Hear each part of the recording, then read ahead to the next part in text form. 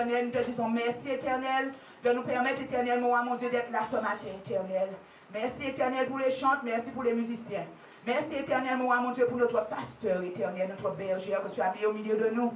Merci, éternel, pour chaque âme, éternel, qui s'est déplacée ce matin, afin de venir dans ta maison, éternel. Merci de me permettre d'être là aussi, éternel, mon Dieu. Éternel, Seigneur, mon Dieu, ouvre, éternel, mon Dieu, notre cœur. Ouvre, éternel, notre intelligence. Ouvre nos oreilles, ouvre nos yeux, ouvre aussi notre bouche, éternel, mon Dieu. Partout, éternel, mon Dieu, la parole peut passer. Partout, la parole peut pénétrer. Partout, éternel, mon Dieu, Seigneur, tu Tout-Puissant, la parole peut se manifester. Cet Esprit de Dieu, que tu puisses entrer dans chaque organe de notre corps, cet Esprit de Dieu, et nous travailler, nous rendre malléables, cet Esprit de Dieu, et faire de nous, cet Esprit de Dieu, ce que tu veux, cet Esprit de Dieu. Ô éternel, mon Dieu, je demande l'assistance des anges. Ô éternel, mon Dieu, envoie, éternel, mon Dieu, les anges que tu as délégués de cette église. Envoie-les, éternel, mon Dieu, pour nous aider, éternel, à poursuivre le culte, éternel, mon Dieu. Éternel, Seigneur du Tout-Puissant, je fais appel, éternel, à l'ange de la prédication, qu'il vienne maintenant, éternel, mon Dieu, verser, éternel, lui sur ma tête, éternel, mon Dieu,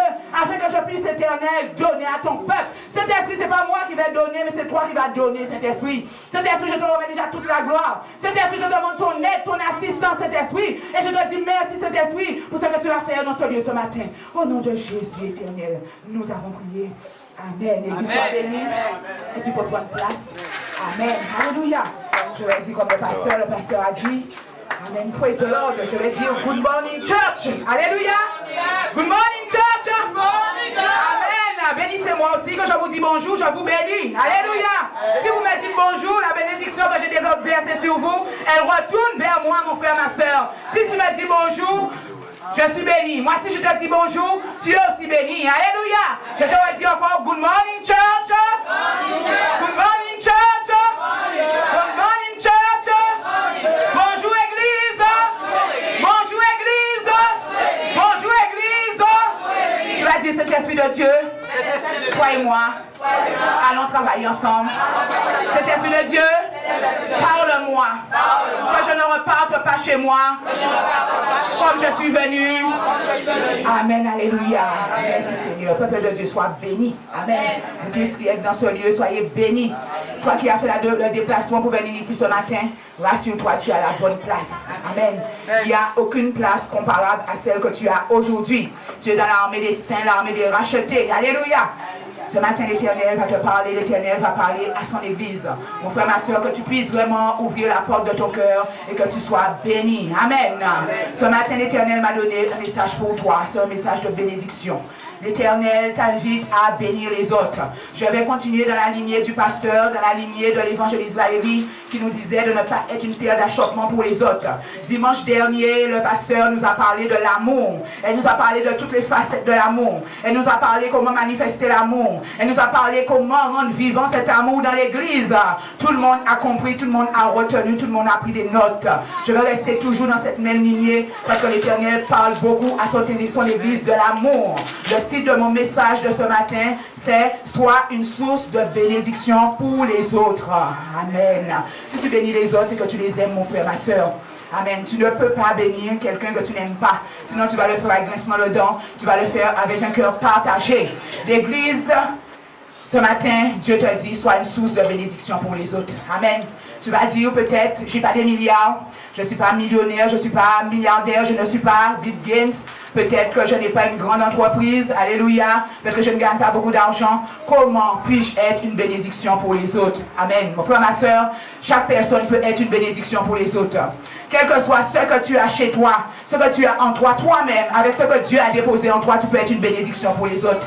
Par ta personnalité, par ton caractère, par ton amour, par ton envie de rendre service aux autres, mon frère, ma soeur, tu peux être une bénédiction pour les autres. Tu peux devenir une source de bénédiction. Vous savez, les gens qui sont des sources de bénédiction, les gens ont tendance à se coller à eux. Amen. Allez chercher, alléluia. Quand je vois le pasteur, les âmes viennent toujours vers elle, cherchent toujours à venir vers elle, cherchent toujours à lui parler, cherchent toujours à le toucher. Je vous donne un exemple simple. On nous dit que lorsque Jésus passait dans la foule, qu'est-ce que les gens faisaient? Il y a des gens qui se jetaient sur lui, parce qu'ils savaient seulement qu'en se jetant sur Jésus, ils pouvaient être guéris, ils pouvaient être délivrés. Regardez l'exemple de cette femme qui avait la perte de sang depuis 12 ans. Elle savait qu'il y avait une source de bénédiction en Jésus. Il y avait un fleuve en Jésus. Et c'est ce que Jésus disait à la Samaritaine. Toi, tu peux prendre de l'eau dans la pluie, mais c'est de l'eau qui est tarissable. Tu auras encore soif. Mais moi, l'eau que je te donne, tu n'auras plus jamais soif. Pourquoi? Parce que Jésus était la source. Jésus était la source de la bénédiction, mon frère, ma soeur. La parole de Dieu. Tu vas dire que tu n'as rien pour être une source de bénédiction pour les autres. Si tu as la parole de Dieu, mon frère, ma soeur, tu es déjà une source de bénédiction. Tu as déjà une source de bénédiction parce que cette parole, elle est vie en toi. Et quand tu le donnes aux autres, cette parole donne la vie aux autres. Amen. Je donne un exemple simple, il y a des versets dans la Bible. Si tu les prends pour prier pour quelqu'un qui est malade, cette personne aura la vie. La maladie va partir. À ce moment-là, mon frère, ma soeur, tu n'avais ni or ni argent à donner à cette personne, mais ce que Jésus a dit, à t'a donné, tu l'as transmis aux autres. Pierre et Paul, et ses frères, ils allaient, on nous dit, ils montaient pour l'heure de la prière. Mais la Bible ne nous dit pas que ce jour-là, il avait beaucoup d'argent sur lui, qu'il avait de grandes richesses sur lui. Qu'est-ce qu'il a dit à cet homme qui était malade, qui était fatigué, cet homme qui était chargé? Il lui a dit, je n'ai ni or ni argent. Amen. Est une source de bénédiction, ce n'est pas principalement. Je dis principalement, ça peut être aussi, mais ce n'est pas principalement une question d'argent. Le peu que tu as, tu l'as donné. Le peu que Pierre avait, c'était l'onction. Amen. L'onction est une source de bénédiction. Il lui a dit, je n'ai ni or ni argent à te donner, mais ce que j'ai, je te le donne. Au nom de Jésus-Christ de Nazareth, lève-toi et marche. Et la Bible nous dit que cet homme a marché, n'est-ce pas? Cet homme a marché, n'est-ce pas? Ce jour-là, Pierre n'avait pas beaucoup d'argent. Peut-être qu'il avait, on ne sait pas. Mais ce n'est pas de l'argent qu'il a mis en premier. La bénédiction qui était en lui, il a cherché à leur répondre, il a cherché à le donner. Jésus, lorsqu'il est venu sur la terre, il a été une source de bénédiction pour ses contemporains. Qu'est-ce que la Bible nous dit? Que les gens étaient suspendus à ses lèvres. Alléluia. Quand les gens sont suspendus à tes lèvres, tu deviens une source de bénédiction. Notre pasteur, qui est notre mère spirituelle, est une source de bénédiction pour nous. Un père spirituel, une mère spirituelle est une source de bénédiction pour ses enfants. Pourquoi? Parce que ce qu'elle a, elle te transmet. Moi-même, quand je la regarde, je dis waouh. Je pense aussi que vous-même, quand vous la regardez, vous dites waouh. Et je pense aussi que vous-même, lorsque vous sortez à l'enseignement, vous sortez enrichi. Vous ne repartez pas de la même manière dont vous êtes venu. Si vous étiez fatigué, chargé, si vous aviez peut-être des problèmes moraux, s'il y avait peut-être des choses que vous ne compreniez pas, vous repartez comme les anges par un autre chemin, comme les mages par un autre chemin. Pourquoi? Parce que le moment que vous êtes venu vous asseoir dans l'église, elle a été une source de bénédiction pour vous. Elle vous a transmis que de bonnes choses. Amen. Elle vous a pas transmis les choses des ténèbres ni les œuvres des ténèbres, mais elle vous a transmis la parole de Dieu. Mon frère, ma soeur, qui que tu sois ici ce matin, petit ou grand, amen, vieillard, âgé, je ne sais pas, ne dis pas que tu ne peux pas être une source de bénédiction. Femme, vous qui êtes là, qui êtes mariée, vous pouvez être une source de bénédiction pour votre mari. Si vous vous occupez bien de votre mari, vous faites de bons repas. N'êtes-vous pas une source de bénédiction pour lui? Amen. Vous prenez soin de la maison. N'êtes-vous pas une source de bénédiction pour vos enfants? Amen. Vous repassez le linge, vous lavez le linge, vous allez faire les courses, on s'appuie sur maman. Peut-être que vous allez dire c'est toujours maman. Papa ne va pas faire les courses. Les enfants sont en train de dormir pendant que moi je suis dans le supermarché, ils sont en train de faire les courses. Mon frère, ma soeur, ne t'aime pas, tu es une source de bénédiction tout simplement. Tu peux être dans un travail, la seule personne que le chef voit pour donner le travail lourd, c'est toi. Peut-être que tu vas grincher, tu vas dire toujours moi. Pourquoi que les autres peuvent faire leur travail tranquillement? Moi j'ai toujours une surcharge. Pourquoi? Parce que tu es une source de bénédiction pour les autres. Elle sait que si elle donne aux autres, les autres ne pourront pas le faire, ou les autres vont prendre beaucoup de temps pour le faire, ou bien ce sera mal fait. Mais elle sait que elle peut compter sur toi. Si elle te donne à faire, tu vas le faire, le travail sera satisfaisant. Tu deviens une source de bénédiction pour ton travail, mon frère, ma soeur. Donc l'Éternel te dit ce matin, cherche à ce que les autres soient bénis à travers toi. Ne dis pas que je n'ai rien ce matin. Chacun, personne ici, n'est trop pauvre pour ne pas avoir quelque chose à donner. Même un petit enfant ici a quelque chose à donner. Ne serait-ce que son sourire. Lorsqu'il sourit à sa maman, il devient une source de bénédiction pour sa maman. Puisque la maman dit, Dieu m'a donné un enfant en bonne santé. Mon frère, ma soeur, toi qui es là ce matin, cherche à être pour les autres une source de bénédiction. Que les autres soient bénis à travers toi. Ne sois pas égoïste et partage ce que tu as. Si c'est l'onction, partage l'onction que Dieu t'a donnée. Si c'est la parole, partage la parole que Dieu t'a donnée. Si c'est la prière, toi, Dieu t'a donné l'onction de la prière, prie pour les autres, intercède pour les autres qui sont plus faibles, qui n'ont pas la force de le faire. Si c'est de l'argent que tu as, participe à l'œuvre de Dieu. Mais ne dis pas que tu es trop faible, tu es trop pauvre, tu es trop ignorant, tu n'as pas d'instruction pour être une bénédiction pour les autres. Les disciples qui étaient avec Jésus ont été une bénédiction pour les autres. Et pourtant, la parole de Dieu nous dit que c'était des hommes qui étaient sans grande instruction. Lorsqu'on regarde Pierre, on vient parler de l'histoire de Pierre qui a guéri quelqu'un qui était malade. Mais Pierre n'a pas fait de grandes études. Pierre, tout ce qu'il avait, c'était une entreprise de pêche avec son père. Et avec ce qu'il avait, l'onction que Dieu lui a donnée, qu'il n'avait pas de prix, Pierre a déversé, il a donné. Et ce que Jésus qui était une source de bénédiction, la bénédiction qui était en lui, il a donné aux disciples, il a donné aux apôtres, de sorte que vous qui êtes là, vous êtes bénis, et nous qui sommes là, nous pouvons vous prêcher la parole. Nous sommes une source de bénédiction. Et la parole que vous recevez, donnez-les aux autres afin d'être une source de bénédiction, mes frères, mes sœurs. Amen. Donc tu peux être une source de bénédiction pour les autres de multiples manières. Tu as dit ce matin, je ne vois pas ce que je peux faire pour être une source de bénédiction ce matin. Mais frère, ma soeur, je vais te démontrer que tu n'es pas trop pauvre. Il y a quelque chose que tu as donné. Peut-être que tu ne le vois pas maintenant, mais en réfléchissant un petit peu plus, tu vas dire effectivement j'ai quelque chose à donner. Amen. Amen. Donc comment? En laissant, je parle aux parents, ceux qui ont des enfants. Tu peux être une source de bénédiction pour tes enfants en leur transmettant un patrimoine. Alléluia. Il y a des gens, lorsqu'ils ont des enfants, ils se disent, surtout lorsqu'ils ont de l'argent, ils se disent, moi, pendant que je suis vivant, je mange tout mon argent. Si les enfants veulent avoir quelque chose, les enfants vont travailler. Mon frère, ma soeur, est une source de bénédiction pour tes enfants à ce moment-là. Parfois, il y a des parents qui meurent. Ils n'ont rien laissé comme argent sur leur compte. Ce sont les enfants qui doivent se débrouiller pour payer les funérailles. Et parfois, les enfants payent les funérailles, il y a encore des dettes. Quand ils passent à droite et à gauche, il y a encore des dettes à payer. Les parents sont morts, mais ils ont laissé des dettes. Regardez dans la Bible, on nous parle de cette femme qui a été voir Élisée. Elle disait à Élisée qu'on est venu chercher mes enfants pour les faire travailler. Parce que leur père a laissé des dettes. Et cette femme, elle croyait que chez elle, elle n'avait rien. Élisée lui a dit, mais qu'est-ce que tu as chez toi? Elle a dit, je n'ai qu'un peu d'huile. Un peu d'huile. Qu'est-ce qu'Élisée va lui dire? Élisée va lui dire, le peu d'huile que tu as. Va demander à toutes tes voisines des jarres. Va demander des pots. Et avec l'huile que tu vas récolter, tu vas payer ta dette pour que tes enfants puissent rester avec toi. Et la Bible nous dit que cette femme, elle a versé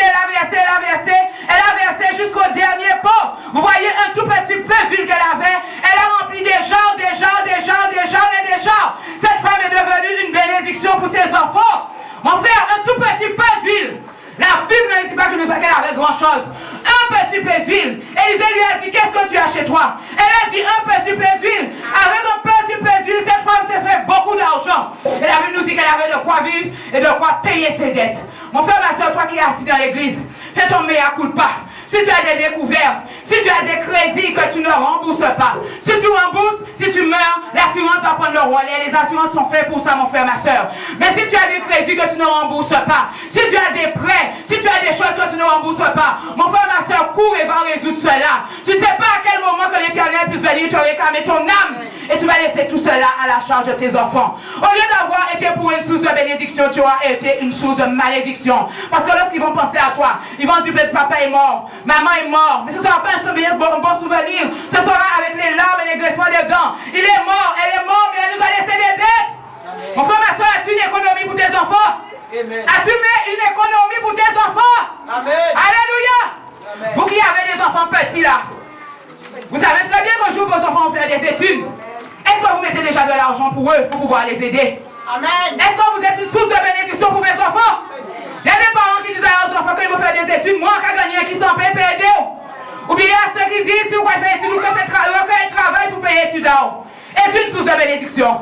Est une source de bénédiction. Mais quand tu sors au bâton, qui est-ce qui va t'aider? Qui est-ce qui va t'aider?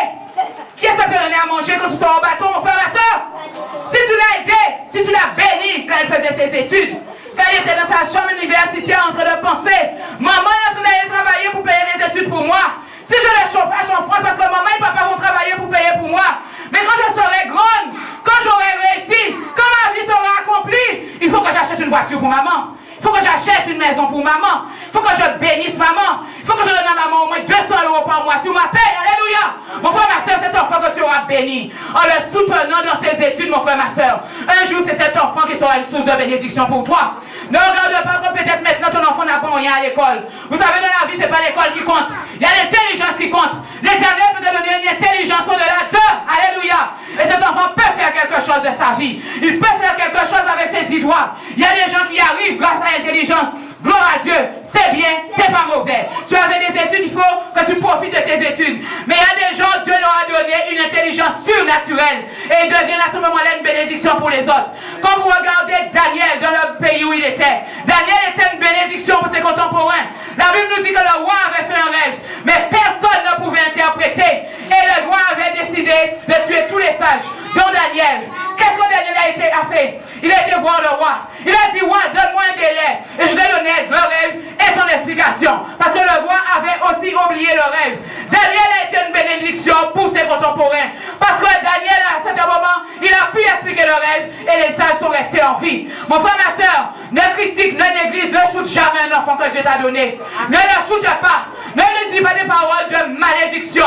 Toi-même, sois une source de bénédiction pour tes enfants en leur disant des paroles de bénédiction. Impose-lui les mains. Impose-lui les mains. Dis-lui, tu seras grand, tu seras docteur, tu seras avocat, tu seras magistrat, tu seras ingénieur. Mets des paroles de bénédiction sur la vie de tes enfants, mon frère, ma soeur. Et pas des paroles de malédiction. Ton enfant, il est dans la douleur que tu dis, vous pouvez faire rien. Les gens vous, on genre là, il a. Mais tu l'enfonces encore plus, ma soeur, mon frère, ma soeur. Tu n'es pas une source de bénédiction. Sachez, papa et maman qui êtes là, vous qui êtes papa et maman, les paroles qui sortent de votre bouche sur la vie de vos enfants, c'est très, très, très important. Ce que vous dites sur la vie de vos enfants, ça peut lier, ça peut briser la vie de votre enfant. Si votre enfant ne vient pas à Jésus, s'il n'a pas la connaissance pour briser ces choses-là, mon frère, ma soeur, ton enfant peut rester lié. Tu vas voir ton enfant lié. Et tu vas dire pourquoi mon enfant est lié. Mais n'oublie pas, si ton enfant est lié, c'est toi-même un jour tu l'avais lié, mon frère, ma soeur. Sois une source de bénédiction pour tes enfants. Donc je disais que toi, parent, tu peux être une source de bénédiction pour tes enfants. Pourquoi? En fondant des entreprises. Il y a des entreprises qui existent de génération en génération. Vous savez ça? Il y a de grandes entreprises de chocolat. Il y a de grandes entreprises de biscuits. Quand vous regardez parfois dans les années 1800, 1700, quand vous regardez les sites où vous commandez par Internet, je n'ai pas envie de dire le nom parce que nous allons passer à l'international, mais vous connaissez les sites sur lesquels vous commandez des vêtements, mesdames. Vous connaissez les sites sur lesquels vous commandez des vêtements, messieurs. Allez regarder depuis quelle date ces entreprises-là existent. Ça fait très très longtemps. Et le plus souvent, les enfants qui sont intelligents, ils ont déjà vu qu'ils peuvent avoir leur part dedans. Parfois, ces enfants-là, ils sont à l'école, mais à l'école ne les intéresse pas. Parce qu'ils savent que maman et papa ont déjà un trésor pour moi. Ils ont déjà quelque chose à me transmettre. Et c'est pour ça qu'il y a même en Guadeloupe, il y a des entreprises en Guadeloupe qui se transmettent de père en fils.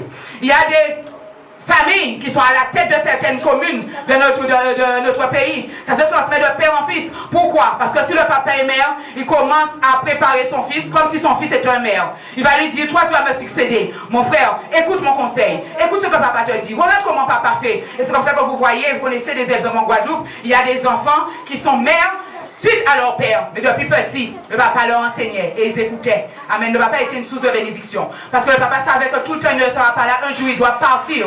Mais pendant qu'il est sur la terre, ce qu'il a, il doit le transmettre. Alléluia. Le pasteur nous dit, quand Dieu te donne, ce n'est pas pour toi. Amen. Tu dois profiter de ce que Dieu te donne. Mais quand tu le donnes, tu dois aussi le donner aux autres. Tu dois penser à la relève. Regardez comment notre pasteur fonctionne. Dieu lui a donné l'onction. Mais qu'est-ce qu'elle fait? Elle pense à la relève. Elle élève des évangélistes. Elle élève des diacres. Elle élève des anciens. Elle élève des intercesseurs, afin qu'il y ait une relève. Parce que ce serait dommage si le leader part dans un pays pendant quelque temps, il n'y a pas de relève. Et à cause de ça, l'église prend un coup. Alléluia. La bénédiction qu'elle reçoit, elle le transmet. Mon frère, ma soeur, toi qui es papa, toi qui es maman, qu'est-ce que tu transmets pour tes enfants? Est-ce que tu as déjà épargné pour leurs études? Est-ce que tu as déjà mis un petit argent de côté pour que quand ils vont chercher, quand tu décèdes, ils voient maman avait laissé ça, on peut payer les funérailles et il y a quelque chose pour nous. Nous aussi, nous pouvons manger. As-tu déjà pensé à ça? Donc je disais qu'il y a des entreprises qui existent de génération en génération et qui se transmettent de père en fils. Le fondateur devient à ce moment-là une source de bénédiction pour ses descendants. Parfois, lorsque vous entrez dans ces entreprises-là, vous voyez que la photo du leader, celui qui a mis les choses en mort, celui qui a enclenché les choses, sa photo est suspendue quelque part. Et il y a tous les descendants de génération en génération jusqu'à l'actuel président. Parce que ça, c'est la loi de l'honneur. Ils reconnaissent que c'est grâce à cette personne est une source de bénédiction pour eux aujourd'hui. Donc le père fondateur a semé et les descendants récoltent et ils moissonnent. Amen. Fais attention à ce que tes parents t'ont donné.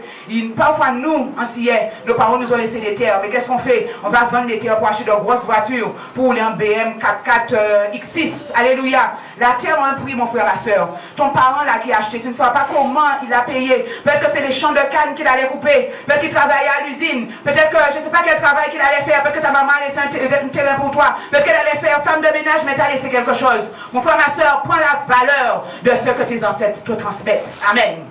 Donc, mon frère, ma soeur, ne néglige pas ton enfant. Tu peux être une bénédiction pour les autres par une bonne gestion de ta vie et de ton argent. Vous savez, nous, en principe, quand un pauvre vient nous demander, on devrait avoir de quoi donner aux pauvres.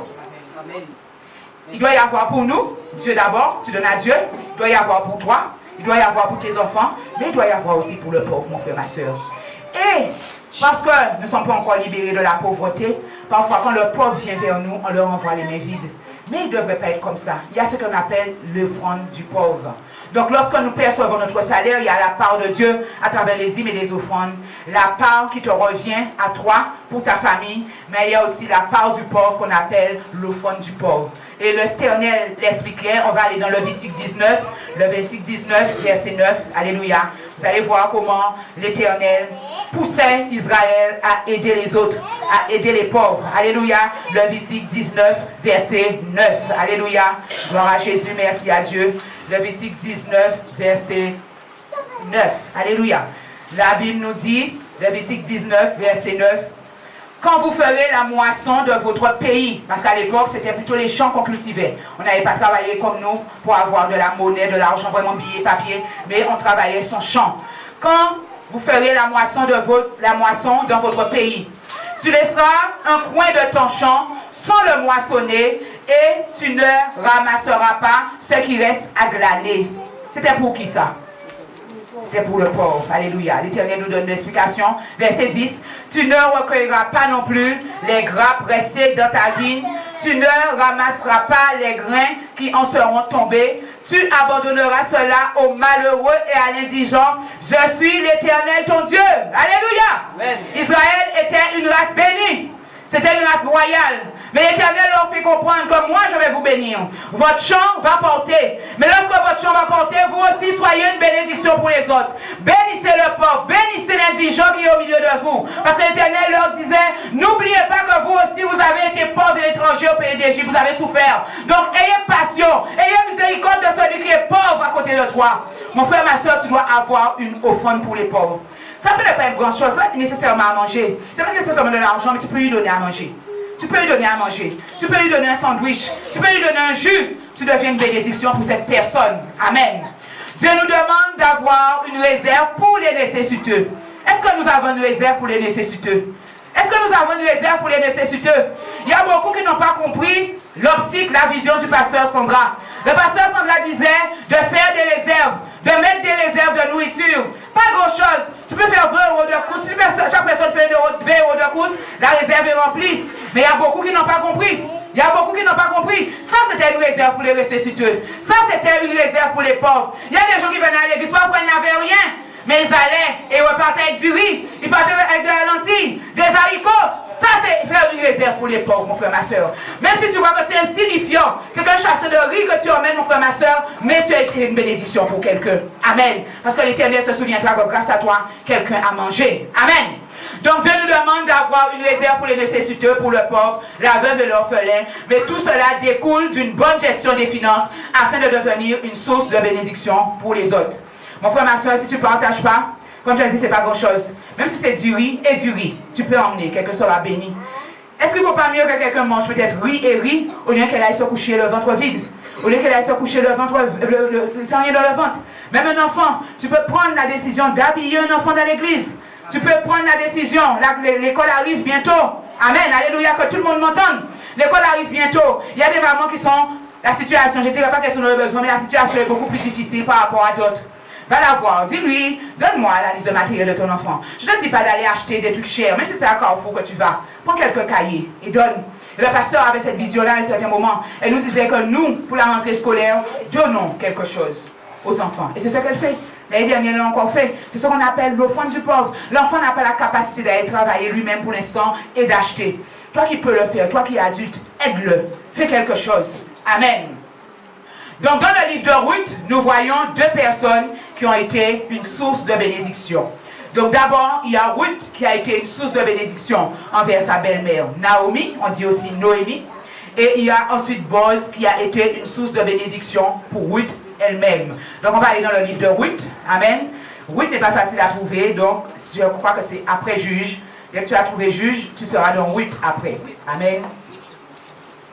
Après juge, tu trouveras Ruth. Amen.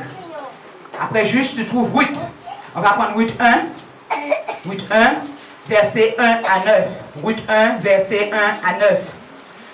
On nous dit au verset 1, au temps du gouvernement des juges, il y eut une famine dans le pays. Un homme de Bethléem de Juda partit avec sa femme et ses deux fils pour séjourner dans la campagne de Moab. Le nom de cet homme était Elimelech, le nom de sa femme Noémie et le nom de ses deux fils Malon et Kilon. Ils étaient Éphratiens de Bethléem de Juda. Ils arrivèrent dans la campagne de Moab et ils y vécurent. Puis Elimelech, mari de Naomi, mourut et elle resta avec ses deux fils. On peut dire que la situation n'était pas encore dramatique pour Naomi parce qu'elle avait encore deux garçons, deux enfants mâles qui pouvaient encore aller travailler et lui donner à manger. Mais on va voir encore bien vite, les choses vont encore changer pour Naomi. C'est comme si le malheur va s'abattre sur la vie de Naomi. De la situation du pays de détresse où elle est partie, là où elle va arriver, elle va encore trouver encore plus grave, encore pire. On nous dit verset 4, ils épousèrent des femmes moabites. Le nom de la première était Orpa, le nom de la seconde Ruth. Ils habitèrent là environ 10 ans. Malon et Kilon moururent aussi tous les deux. Et la femme resta privée de ses deux enfants et de son mari. Quelle situation de désolation. Donc Naomi reste seule avec ses deux belles-filles. Donc on nous dit, verset 6, alors elle se leva, elle et ses belles-filles, elles s'en revinrent de la campagne de Moab, car elles avaient appris dans la campagne de Moab que l'Éternel était intervenu en faveur de son peuple en lui donnant du pain. Elle sortit du lieu où elle vivait, ses deux belles-filles avec elle, et elle se mit en route pour retourner au pays de Juda. Naomi dit alors à ses deux belles-filles, allez retourner chacune à la maison de sa mère. Que l'Éternel use de bienveillance envers vous, comme vous l'avez fait envers ceux qui sont morts et envers moi. Que l'Éternel vous donne à chacune de trouver du repos dans la maison de Marie. Elle les embrassa et elle se mit à sangloter. Amen. Mais on va voir qu'il y a une parmi les deux belles filles qui était vraiment attachée à sa belle-mère. Et son nom c'était Ruth. Ruth va bénir Naomi. Mais Naomi, à travers la bénédiction, à travers ce qu'elle va faire, parce qu'il faut voir que Ruth était plus jeune. Naomi était déjà plus âgée. Mais sa force de travail, qu'est-ce que Ruth va faire? Elle va prendre sa force de travail, elle va aller travailler pour pouvoir donner un moyen de subsistance à Noémie. Et vous allez voir que cette femme, elle ne va pas manquer de quitter cette terre sans avoir reçu sa récompense. Parce que l'Éternel va la bénir aussi. On va aller au verset 16. Donc ici, c'est Ruth qui parle. Ruth dit, ne me pousse pas de te quitter, à me détourner de tes pas. Là où tu iras, j'irai. Là où tu demeureras, je demeurerai. Ton peuple sera mon peuple et ton Dieu sera mon Dieu. Donc elle disait à Naomi, quel que soit ce que toi tu feras, moi je resterai avec toi. Amen. On va voir verset 2, comment elle va bénir Naomi. Naomi qui peut-être était déjà âgée, Naomi qui peut-être n'avait plus de force de travail, Naomi qui peut-être n'était plus dans la vigueur de l'âge, Ruth qui était plus jeune, elle va bénir Naomi. Il y a quelque chose que le pasteur disait, nous avons notre frère Antonin. Le plus souvent, nous le laissons aller à sa voiture seul et parfois il tombe. Mais nous qui sommes dans la fleur de l'âge, pourquoi ne pas prendre son cartable? Pourquoi ne pas prendre sa Bible et lui dire, mon frère, allons-y, je vais t'accompagner à ta voiture. Amen. Les plus jeunes doivent venir au secours de ceux qui sont plus âgés. Et c'est ce qu'on ne trouve pas parfois dans les églises. Amen. C'est exactement ce que Ruth va faire. Elle qui était jeune, elle qui avait encore une force de travail, qu'est-ce qu'elle va faire? Cette force de travail, elle va la prendre et la mettre à la disposition de Naomi. La Bible ne nous dit pas que Naomi allait dans les champs. La Bible ne nous dit pas que Naomi allait travailler. Mais la Bible nous dit que Ruth y allait. On va prendre chapitre 2. Alléluia. Chapitre 2 nous dit, chapitre 2, verset 1, Naomi avait un parent de son mari. C'était un homme puissant et riche. Vous voyez, dans tous leurs déboires, l'Éternel ne les a pas renvoyés n'importe où. Ils sont tombés dans le champ de quelqu'un qui était puissant et riche, de la famille d'Elimelech. Comment s'appelait le mari de Naomi? Comment s'appelait le mari de Naomi? On vient de le lire. Elimelech. Et ils sont tombés chez qui? Boaz. Ils sont tombés chez qui? Boaz. Boaz, dès qu'il fait de la partie de la famille d'Elimelech. Voilà la bénédiction de l'Éternel. Le verset 1 nous dit, Noémie avait un parent de son mari. C'était un homme puissant et riche de la famille d'Elimelech qui se nommait Boz. Ruth, la Moabite, dit à Naomi, je vais aller au champ pour glaner des épis derrière celui dont j'obtiendrai la faveur. Elle lui dit, va ma fille. Elle partit et s'en vint glaner dans un champ derrière les moissonneurs. Donc vous voyez glaner qu'on a vu tout à l'heure, où l'Éternel disait qu'il y a une partie de ton champ que tu ne vas pas récolter, tu vas laisser pour le pauvre. Eh bien, ici, Ruth bénéficie de cette bénédiction. Amen. On nous dit, il se trouva que la pièce de terre appartenait à Boz, qui était de la famille d'Elimelech. Voici que Boz vint de Bethléem et dit au moissonneur, que l'Éternel soit avec vous. Il répondit, que l'Éternel te bénisse. Ça, je vous disais, quand moi je vous dis bonjour, quand vous répondez à mon bonjour, vous me bénissez aussi. Boz ici a béni. Qu'est-ce que le peuple fait? Le peuple renvoie la bénédiction vers Boz. Amen. Verset 5. Boz dit à son serviteur, chargé de surveiller les moissonneurs, à qui est cette jeune femme? Le serviteur chargé de surveiller les moissonneurs répondit, c'est la jeune Moabite qui est venue avec Noémie de la campagne de Moab. Elle a dit, je vais glaner et ramasser des épis entre les gerbes derrière les moissonneurs. Depuis qu'elle est venue ce matin, elle a été debout jusqu'à présent et ne s'est pas assise, et ne s'est assise qu'au moment à la moisson. Amen. Qu'est-ce qu'elle avait, Ruth? Est-ce qu'elle avait de l'argent? Avait-elle de l'argent? Église, avait-elle de l'argent? Qu'est-ce qu'elle avait? Elle avait sa force de travail. Sa force de travail, elle l'a mis au service de Naomi. Peut-être que tu te dis que tu ne peux pas être une bénédiction pour ton église. Peut-être que tu n'es pas milliardaire, on a besoin d'un minibus, tu n'as pas l'argent pour acheter le minibus. Mais Ruth ici a mis au service sa force de travail. Ta force de travail, mon frère, ma soeur, tu peux la mettre au service de l'église.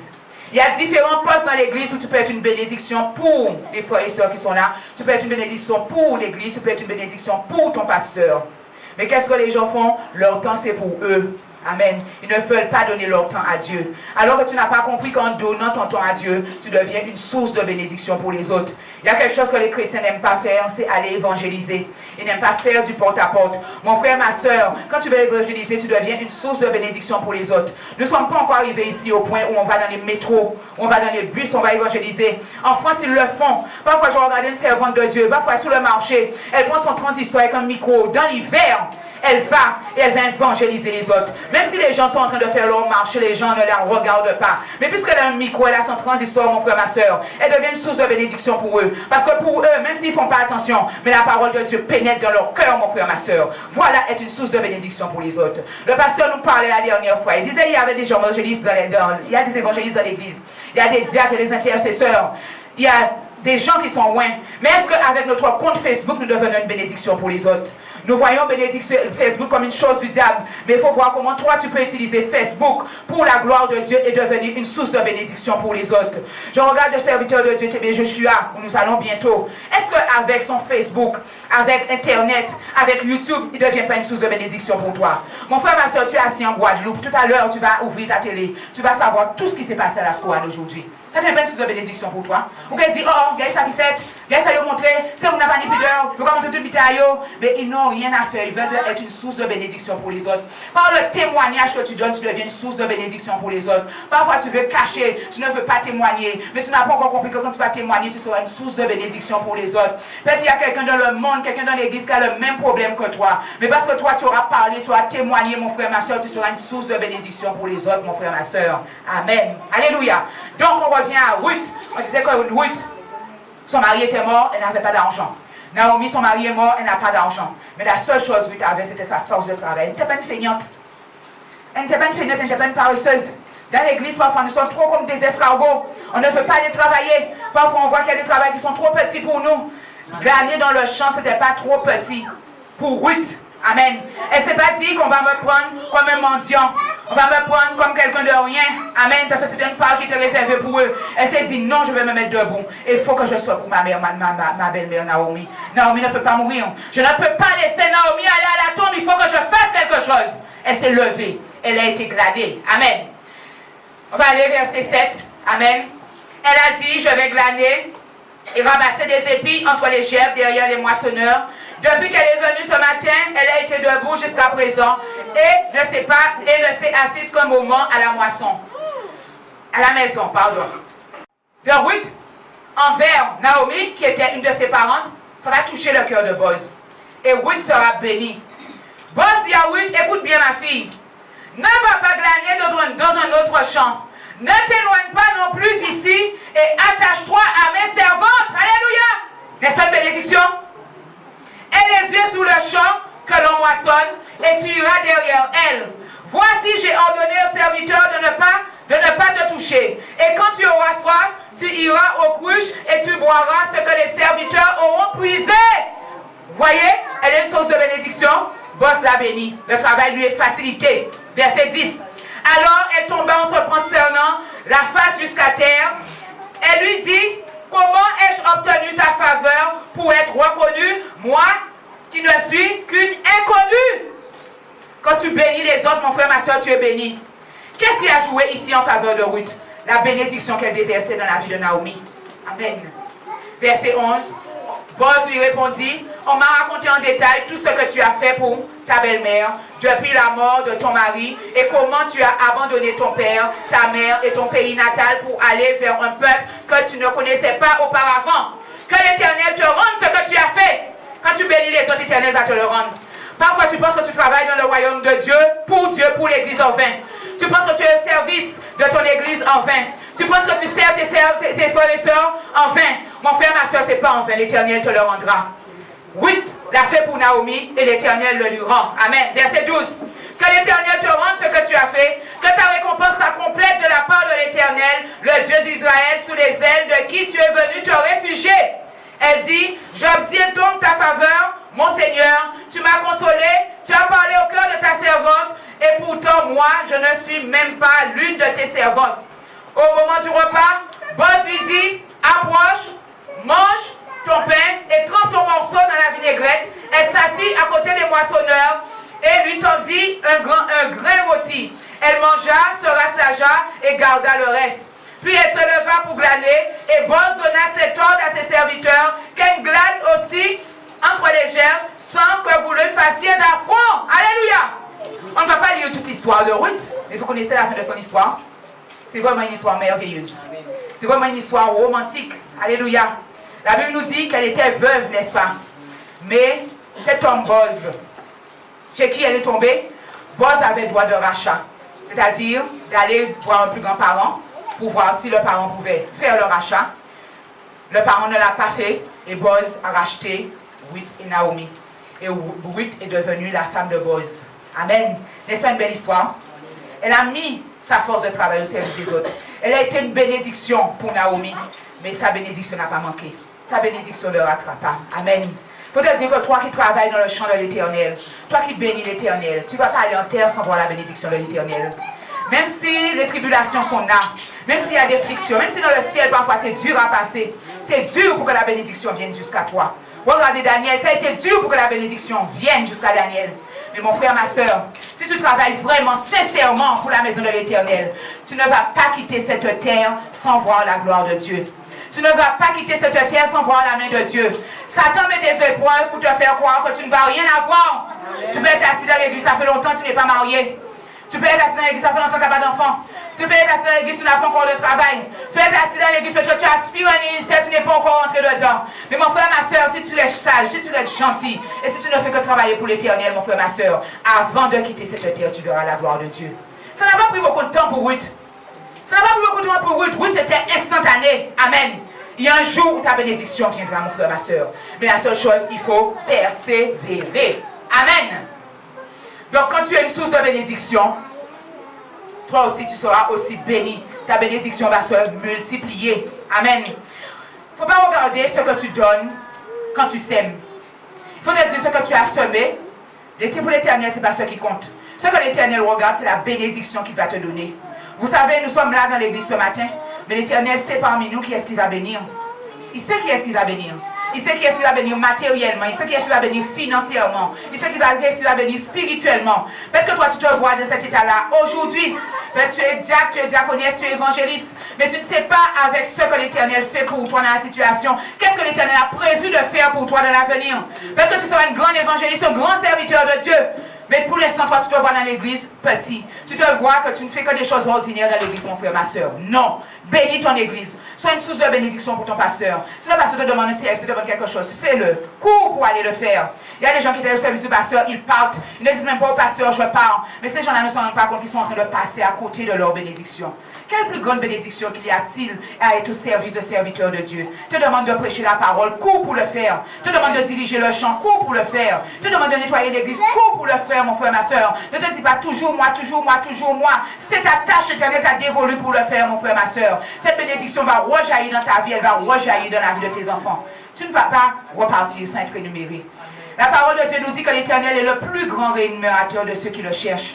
Même les plus grands millionnaires, vous pensez qu'ils peuvent vous donner ce que l'Éternel peut vous donner? La parole de Dieu nous dit que la terre appartient à l'Éternel. La terre et tout ce qu'elle contient appartient à l'Éternel. Tu as une voiture, la voiture a une carrosserie. Mais la carrosserie, on l'a construite à partir de quoi? À partir de ce qui appartient à l'Éternel. Mon frère, ma soeur, il n'y aura pas, tu n'auras pas assez de mains. La parole de Dieu nous dit qu'on va te donner un sac bien tassé, bien secoué, qui déborde. Il n'y aura pas assez pour que tu puisses prendre. Regardez Pierre, comment Dieu, Jésus a été une bénédiction pour Pierre. La Bible nous dit que Pierre avait passé toute la nuit sans rien prendre. Jésus lui dit, va en eau profonde.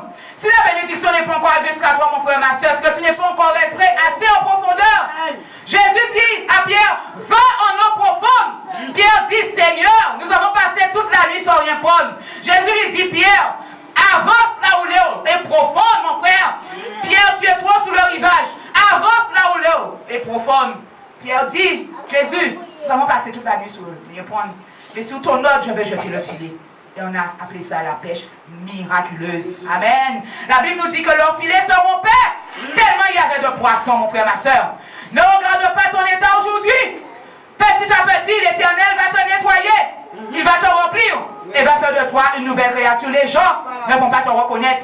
Les gens te regardent petit maintenant. Peut-être que les gens te foulent aux pieds maintenant. Peut-être que tu es dans un travail, mon frère, ma soeur. On te fait de méchanceté.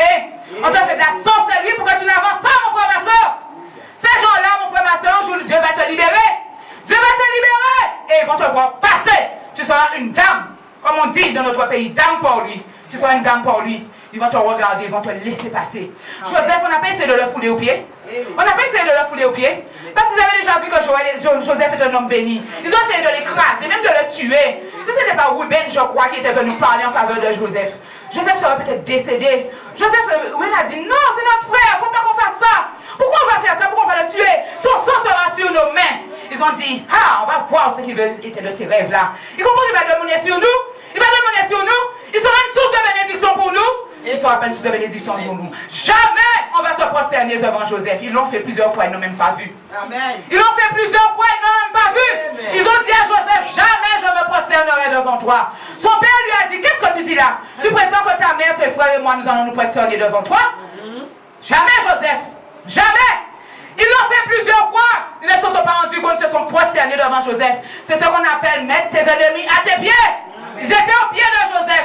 Leur subsistance dépendait de Joseph. Joseph, il voulait faire payer, qu'il voulait tuer, qu'il voulait éradiquer. Joseph a été une source de bénédiction pour eux, mon frère, ma soeur. Mon frère, ma soeur, chaque fois dans la vie, tu dois passer par des tribulations. On doit t'écraser, on doit te fouler aux pieds. C'est ce qu'on a fait à Jésus. On a même livré à la croix, mon frère, ma soeur. Mais quand Satan croit que tout est fini, le bal est fini, violence est dans le sac. C'est quand l'évangile commence, mon frère, ma soeur. Satan regrette aujourd'hui, vous savez ça? Amen. Satan regrette aujourd'hui parce que Dieu a délivré Jésus de la puissance de la mort. Et c'est à présent l'évangile qu'a prêché. L'évangile est prêché, mon frère, ma soeur. Et l'évangile atteint maintenant jusqu'aux extrémités de la terre. Pourquoi par les moyens de technologie? Maintenant, les âmes ne peuvent pas dire qu'ils vont partir sans avoir entendu parler de l'évangile. Si tu n'as pas entendu parler de Dieu, c'est que tu ne le voulais pas. Tu refusais, mon frère, ma soeur. Mais regardez, sur WhatsApp, on divise l'évangile. Sur Facebook, on divise l'évangile. Sur YouTube, on divise l'évangile. On diffuse l'évangile, mon frère, ma soeur. Si tu ne veux pas entendre, c'est que tu ne le voulais pas. Tu as fait la sourde oreille, mon frère, ma soeur. Amen. Donc, lorsque tu es une source de bénédiction pour les autres, ça va à travers toi que ta famille va manger.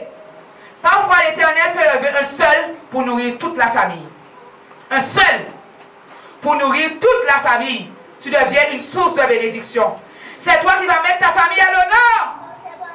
Imaginez qu'un pasteur sorte de votre famille, c'est pas un honneur. Amen. Un évangéliste sort de votre famille, c'est pas un honneur. Un diacre sort de votre famille, c'est pas un honneur. Un ancien, tu peux aller quelque part et te présenter comme ancien de l'église Mon Rédempteur. Oui, c'est pas un honneur. Le pasteur peut te dire, je ne peux pas aller dans telle conférence, va me représenter. On va te dire qui tu es. Je suis ancien, je suis intercesseur, c'est pas un honneur, mon frère, ma soeur. Amen. Tu mets l'église debout, tu deviens un phare, tu deviens une lumière. Amen. Donc ta famille va manger grâce à toi. Joseph a été une source de bénédiction pour sa famille, je le disais. Dieu avait déjà donné à Joseph une vision de sa destinée au travers des rêves prophétiques qu'il faisait. On va le voir dans Genèse 37. Genèse 37. Genèse 37. Genèse 37, verset 5. Genèse 37, verset 5. Amen. Genèse 37, verset 5. On nous dit, Joseph fit un rêve et le rapporta à ses frères qui le haïrent encore davantage. Parce que les gens voient la bénédiction, vous les gens ne vous aiment pas. Dès que les gens voient que vous allez aller loin, ils essaient de vous couper l'herbe sous le pied. Et mon frère, ma soeur, quel que soit le cachot dans lequel on t'a mis, parce que tu dois connaître le cachot, ne te dis pas que Joseph est devenu premier ministre du jour au lendemain. Joseph est passé par des tribulations avant de devenir premier ministre de l'Égypte. Joseph a été dans le cachot. Mon frère, ma soeur, il faut que tu saches prendre ton temps de cachot. Les Haïtiens disent fait noir, ténèbres. Mon frère, ma soeur, il faut que tu aies la patience de prendre ton temps de ténèbres, mon frère, ma soeur. Tu dois passer par là. Si Jésus est descendu aux enfers, là, il y a les ténèbres. Pourquoi toi, tu ne veux pas passer par les enfers, mon frère, ma soeur? Le plus souvent, on veut avoir tout de suite, sans passer par les tribulations. Tout a un prix. Joseph est devenu premier ministre, mais il avait un prix à payer. Le prix était dur pour Joseph. Imaginez, vous êtes accusé faussement. On vous dit que vous allez prendre la femme du propriétaire de votre maison, de votre patron. Quelle humiliation pour Joseph, lui qui n'avait rien fait. Alléluia. Quand Potiphar lui demande, qu'est-ce que tes frères ont fait pour qu'ils puissent t'envoyer comme ça en Égypte? Joseph a répondu, c'était jaloux de moi. C'était jaloux de moi. Qu'est-ce qui a fait que les pharisiens, sadducéens et compagnie se sont levés contre Jésus comme ça? C'était juste une question de jalousie, mon frère, ma soeur. Juste une question de jalousie. Tu peux porter un vêtement parfois, tu ne l'as pas acheté cher, mon frère, ma soeur. Mais parce qu'il te fait bien, parce que c'est joli, parce que tu sais choisir. Quelqu'un qui va acheter un vêtement plus cher que toi, la personne te jalouse. Alors peut-être que toi, tu as été dans le magasin du coin. Lui, il a été dans une boutique, toi, tu as été dans un magasin. Mais pourquoi? Parce que tu as une prestance. Joseph avait une prestance, n'est-ce pas? Le premier ministre a une prestance. Très beau. Le pasteur dit très beau. Quand Joseph était debout, tu sentais qu'il y avait quelqu'un devant lui. Toi, tu peux avoir un vêtement de 3 000 € sur toi. Tu es assis là, on ne t'a jamais encore vu. Et celui qui a acheté peut-être un petit vêtement à 150 €, quand il rentre, tout le monde sait qu'il y a quelqu'un qui est rentré là, mon frère, ma soeur. C'est une question de prestance. C'est une question de gloire que l'Éternel fait descendre sur toi. Et les frères de Joseph ont déjà vu cette gloire dans la vie de Joseph.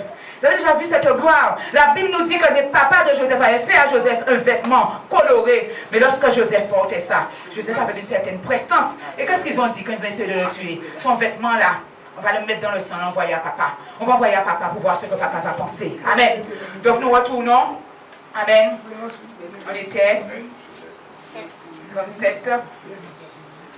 Amen. Joseph fit un rêve et le rapportait à ce frère qui le haït encore davantage. Il dit, écoutez donc le rêve que j'ai fait. Nous nous trouvions au milieu des champs à lier les gerbes. Et voilà que ma gerbe se dressa et se tint debout. Et vos gerbes l'entourèrent et se prosternèrent devant elle. Imaginez l'humiliation des frères. Joseph n'était pas le plus grand, n'est-ce pas? Joseph n'était pas le plus grand, il était avant-dernier. Comment tu peux nous dire que tu es avant-dernier, c'est toi qui vas nous diriger? Parfois, les aînés n'acceptent pas que les cadets puissent devenir une source de bénédiction pour eux. Ils peuvent pas, pour eux, comme ils sont aînés, ceux qui devront avoir plus. S'ils sont aînés, fais-le marier avant. S'ils sont aînés, il faut venir avant. S'ils sont aînés, il faut qu'ils aient des maisons avant. Ils n'acceptent pas qu'il y ait un cadet, il y a quelqu'un qui vient derrière, qui passe avant eux. Et ils essaient de fouler ce frère-là, de fouler cette soeur-là. Non, tu ne peux pas avancer avant moi. Mais si c'est toi que l'Éternel a choisi, l'Éternel avait choisi Joseph et ne pouvait rien faire contre ça. Amen. Verset 7. J'ai dit le verset 7 déjà. Verset 8. Ses frères lui dirent, est-ce que tu prétends régner sur nous? C'est-à-dire, toi qui es notre petit, tu vas régner sur nous? Vous savez, en Israël, le droit d'aînesse avait été quelque chose de très, très, très important. Joseph n'avait pas le droit d'aînesse. C'est qu'il était plus grand que lui, Joseph, est en train de prétendre par rapport à son rêve qu'il va régner sur eux. Donc, ses frères ne pouvaient que mal le prendre. Donc, verset 8, ses frères lui dirent, est-ce que tu prétends régner sur nous, à moins que tu ne prétendes être notre maître? Amen. Ils le haïrent encore davantage à cause de ses rêves et à cause de ses paroles. Verset 9, il fit encore un autre rêve qu'il raconta à ses frères. Il dit, voilà, j'ai fait encore un rêve. Le soleil, la lune et 11 étoiles se prosternaient devant moi. Il le raconta à son père et à ses frères. Son père le gronda et lui dit, que signifie ce rêve que tu as fait? Prétends-tu que nous viendrons, ta mère, tes frères et moi, pour nous prosterner en terre devant toi? Ses frères éprouvèrent de la jalousie à son égard et son père garda le souvenir de cet incident. Amen. Israël disait non, on ne peut pas venir se prosterner devant toi, Joseph. Tu es plus petit que nous, Joseph, tu ne peux pas être notre maître. Mais ils vont le faire sans se rendre compte. La Bible est parsemée d'hommes et de femmes qui ont été une source de bénédiction pour les autres. Amen. Je vais vous citer l'exemple d'Abraham. Abraham a été une source de bénédiction pour se lever l'autre. Vous savez, le fait d'être à côté d'un serviteur de Dieu qui est béni, vous aussi vous êtes béni, la bénédiction de Dieu viendra sur votre vie. Le fait d'être dans la bonne église, d'être dans une bonne église, une église qui est bénie, où l'échelle de Dieu, les anges descendent en permanence et amènent la bénédiction, mon frère, ma soeur, tu seras béni. Parfois, il y a des gens qui sont dans des églises, ils ne voient rien. Parfois, depuis que tu es venu à Christ, tu ne vois rien. Le vent de la bénédiction ne passe pas à côté de toi, mon frère, ma soeur. Pose-toi la question, est-ce que tu es à la bonne place? Est-ce que tu es à la bonne place?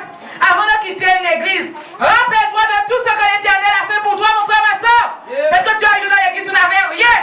Tu n'avais rien. Tu n'avais rien. Moi, avant d'arriver ici, j'étais locataire. Maintenant, je suis plus locataire, je suis propriétaire. Je peux dire que depuis que je suis ici, mon Dieu m'a béni. Mon Dieu m'a béni. Alléluia. Parfois, il y a des bénédictions que Dieu voulait me donner. C'est moi qui disais, Seigneur, je ne voulais pas. Dieu voulait que je change de voiture. Je disais, Seigneur, je n'étais pas encore prête. Mon Dieu m'a dit, tu changes de voiture. Dieu m'a donné une nouvelle voiture.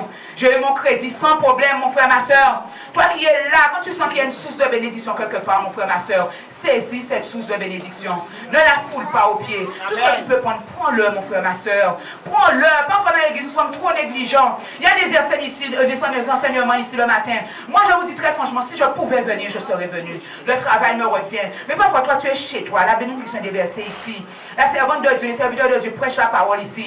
Et la prière, tu es chez toi en train de ronfler, en train de dormir bien tranquillement, mon frère, ma soeur. Mon frère, ma soeur, tu es en train de passer à côté de la bénédiction. La bénédiction de Dieu, le fleuve de Dieu est là. La parole de Dieu est là. Le Saint-Esprit est là. Lorsque Jésus prêchait la parole, vous pensez que les pharisiens restaient chez eux? Non, ils venaient écouter ce que Jésus disait pour le mettre en difficulté. Ce n'était pas dans la bonne intention, mais ils venaient. Ils venaient les tenter, ils venaient pour les prouver. Ils venaient pour lui poser des questions pièges. Toi, la bénédiction est déversée dans ton église. Tu es en train de dormir. Il y a des gens qui ne travaillent pas dans l'église. Le matin, vous ne venez pas. Il y a des gens, vous n'avez pas de mari, vous n'avez pas d'enfant. Vous ne voulez pas passer une nuit dans l'église, mon frère, ma soeur. Sois une bénédiction pour ton église. Sois une bénédiction pour ton église, mon frère, ma soeur. Tu vas dire que tu n'as pas d'argent, mais avec ton corps qui est dans l'église, mon frère, ma soeur, tu peux être une source de bénédiction. Parfois, tu es chez toi, tu ne fais rien. Il y a l'évangile qui se donne dans l'église, mais tu es assis chez toi, mon frère, ma soeur. Quelle source de bénédiction es-tu? Es-tu une source de bénédiction? Es-tu une source de bénédiction? Cherchons à être une source de bénédiction. Donc je disais, Abraham a été une source de bénédiction pour l'autre. On va aller dans Genèse 13. Amen, on va monter. Genèse 13, verset 1. Amen.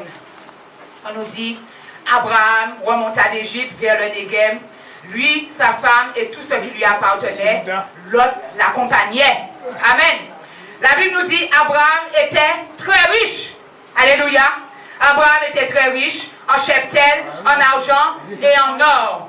Il se rendit par étapes du Negev jusqu'à Bethel, à l'endroit où il avait dressé sa tente au commencement entre Bethel et Haï, à l'endroit où Où était l'autel qu'il avait fait précédemment? Et là, Abraham invoqua le nom de l'Éternel. Le fait d'être à côté d'un serviteur de l'Éternel, un vrai serviteur de l'Éternel. Je dis un vrai, parce qu'il y a ceux qui se disent serviteurs de l'Éternel, mais qui travaillent avec des fétiches, qui vont chez les marabouts. Mais le fait, mon frère, ma soeur, que tu sois à côté d'un vrai serviteur de Dieu, qui invoque de l'Éternel, le nom de l'Éternel, mon frère, ma soeur, tu auras la bénédiction dans ta vie. Tu auras la bénédiction dans ta vie. Vous savez, il y a beaucoup d'entre nous ici. Ils ne se mariaient pas. C'est ici qu'ils ont trouvé le mariage. Il y a des gens qui ont tourné beaucoup avant d'avoir le mariage. Ici, c'est une source de bénédiction pour eux. Et je rends gloire à Dieu parce que jusqu'à maintenant, je vois ces gens-là dans l'église. Je vois ces gens-là dans l'église. Parce que ces gens-là ont conscience qu'ils ont tourné. Ils ont tourné. Mais un jour, c'est venu voir la servante de Dieu. La servante de Dieu prie pour moi pour que je me marie. La bénédiction est arrivée. Mais la meilleure reconnaissance, la meilleure bénédiction que tu peux donner à ton église, c'est de rester assis là avec ton pasteur. Il y a des gens que la bénédiction vient pour eux, ils partent avec la bénédiction. Il y a des gens qui arrivent dans l'église sans travail. Ils prient. Demandent à l'esprit d'intercession. Priez, priez pour moi. Chaque fois on demande 15 jours de prière, toujours la même personne. J'ai besoin de travail. On prie, on prie, on prie. J'ai besoin de magasin. On prie, on prie, on prie, on prie. Lorsque cette personne est bénie, qu'est-ce qu'il fait? Il parle de la bénédiction. Quand toi, l'église t'a béni, toi, tu dois être une source de bénédiction pour ton église. Tu dois être une source de bénédiction pour ton pasteur. Il y a des gens qui tout du travail. Le pasteur ne mange même pas une dîme, mon frère, ma soeur. Amen. Là où tu as reçu ta bénédiction, là où tu as reçu ta fondation, là où tu as reçu ta plantation, mon frère, ma soeur, c'est où tu dois rester et devenir une source de bénédiction pour les autres. Une source de bénédiction par ton témoignage, une source de bénédiction par ton activisme dans l'église, une source de bénédiction en te mettant debout pour ton église, mon frère, ma soeur. Amen. On va continuer toujours dans Lot, avec Lot. Verset 5, on nous dit Lot, qui accompagnait Abraham, avait aussi du petit et du gros bétail, ainsi que des tentes. Qu'est-ce que la parole de Dieu nous dit? On nous dit qu'Abraham était béni en chef-tel. Abraham était riche, on nous dit. Mais le fait que Lot était collé à lui, qu'est-ce qui s'est passé? La bénédiction qui était sur Abraham, la bénédiction a coulé dans la vie de Lot. Et Lot est devenu riche aussi. Amen. On nous dit que le pays était insuffisant pour leurs biens, car leurs biens étaient si considérables qu'ils ne pouvaient rester ensemble. Ça veut dire que tu étais en présence de deux personnes riches. D'un côté, il y avait le clan d'Abraham qui était riche, et de l'autre côté, tu avais aussi le clan de Lot qui était riche. On t'a dit que le pays là où ils étaient tellement riches, l'Éternel avait tellement béni, l'Éternel avait béni, sa bénédiction en abondance. Ils ne pouvaient plus rester ensemble. Dans un certain moment, qu'est-ce qu'Abraham a été obligé de faire? Il a été obligé de se séparer de Lot. Amen. Mais le fait que Lot était collé à Abraham, Lot a été béni. Il a reçu sa bénédiction. Mon frère, ma soeur, quand tu es à côté d'un serviteur de Dieu, cherche à avoir ta bénédiction. Cherche à l'avoir. Amen. On va prendre Genèse 47. Amen. Genèse 47, versets 11 à 12.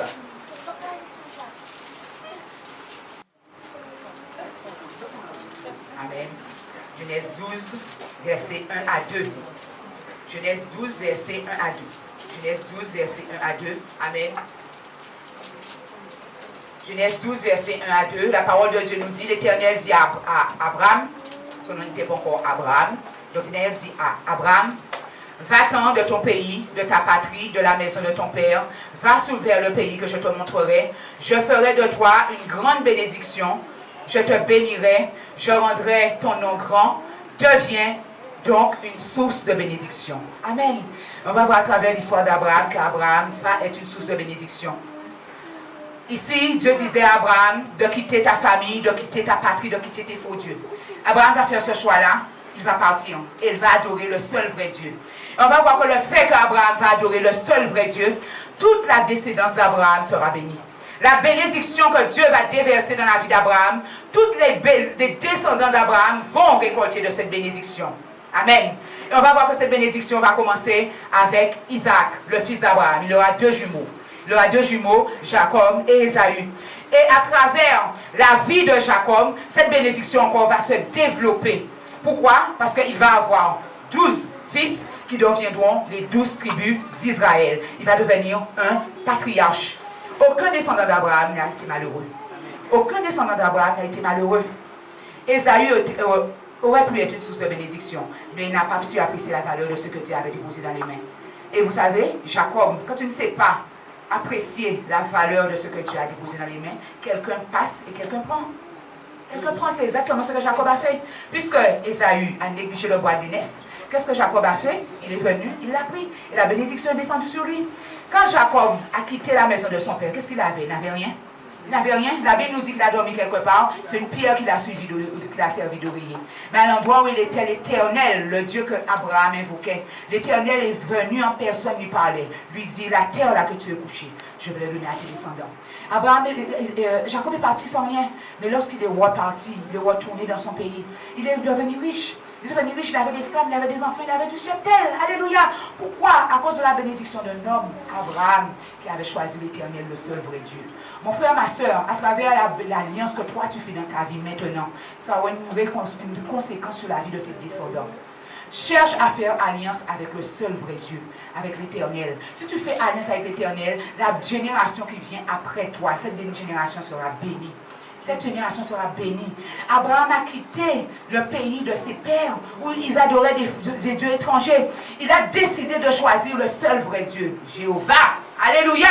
Il a choisi de servir Jéhovah. La bénédiction a coulé dans la vie d'Abraham.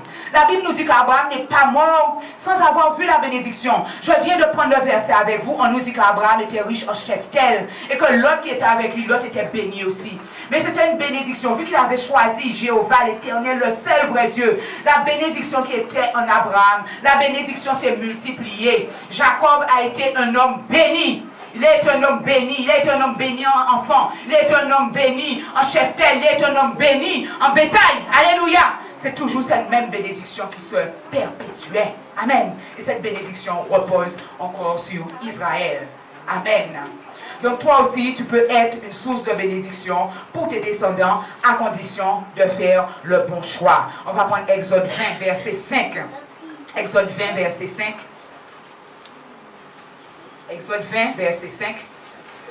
Exode 20, verset 5 à 6, qui nous dit, Amen. Voilà un verset que les hommes n'aiment pas.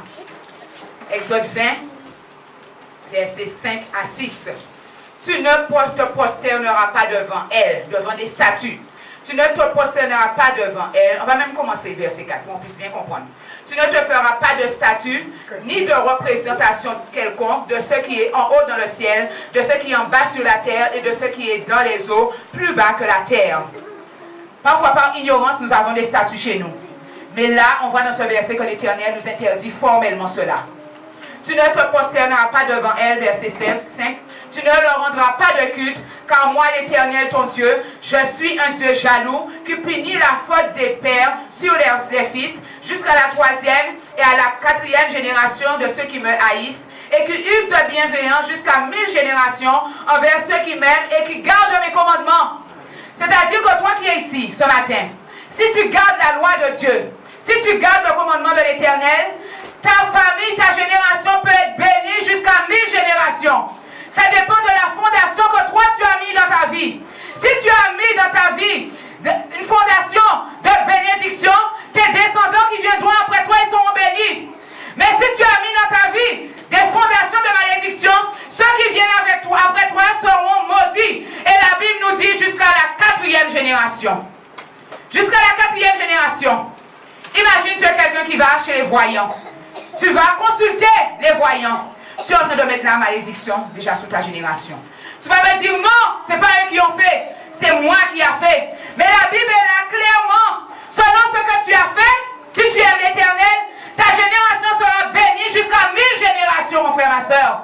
Ne crois pas que quand tu es dans l'adultère, quand tu es dans la fornication, quand tu vas consulter les devins, que ça n'a pas d'incidence, mon frère, ma soeur. C'est une incidence et c'est très grave. Pourquoi? Parce que tu es en train d'engager tous ceux qui sont derrière toi. Tu es en train d'engager l'avenir de ceux qui sont derrière toi, mon frère, ma soeur. Pense des actes de bénédiction. Pendant que tu es encore vivant, mon frère, ma soeur, choisis l'Éternel, choisis de le servir, afin que la famille, les descendants qui viennent après toi, mon frère, ma soeur, ils soient bénis. Parfois, il y a des gens, ils ne sont même pas à Christ, mais ils sont bénis. Toi, tu te demandes qu'est-ce qu'ils ont fait. Qu'est-ce qu'ils ont fait pour récolter de cette bénédiction? Mais parfois, refait leur arbre généalogique. Tu vas voir que dans leur famille, il y a peut-être un pasteur. Il y a peut-être au nom de Jésus un évangéliste. Il y a quelqu'un qui a fait du bien. Il y a quelqu'un qui a été une bénédiction pour les autres. Toi, tu vas te demander pourquoi il est païen et il est béni. Il a entreprise la grosse voiture. Mais va chercher dans sa fondation qu'est-ce qu'il y avait. Il y a quelqu'un qui a posé un acte de bénédiction qui fait que cette personne aujourd'hui, elle est bénie. Amen. On voit dans la Bible qu'on a voulu maudire Israël à un certain moment.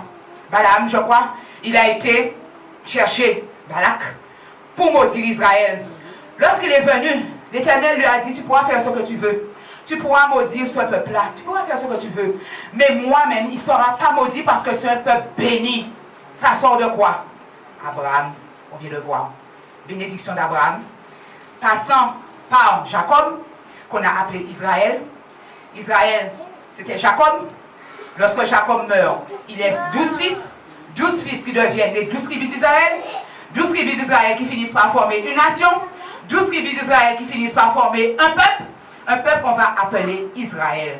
Donc Dieu dit que cette nation, il est béni. C'est comme ça. Pourquoi? Un seul s'est levé et il a posé un acte de bénédiction à un certain moment. Il a dit, moi, je suis dans une famille où il y a des athées. Ils sont polythéistes. Ils adorent de faux dieux.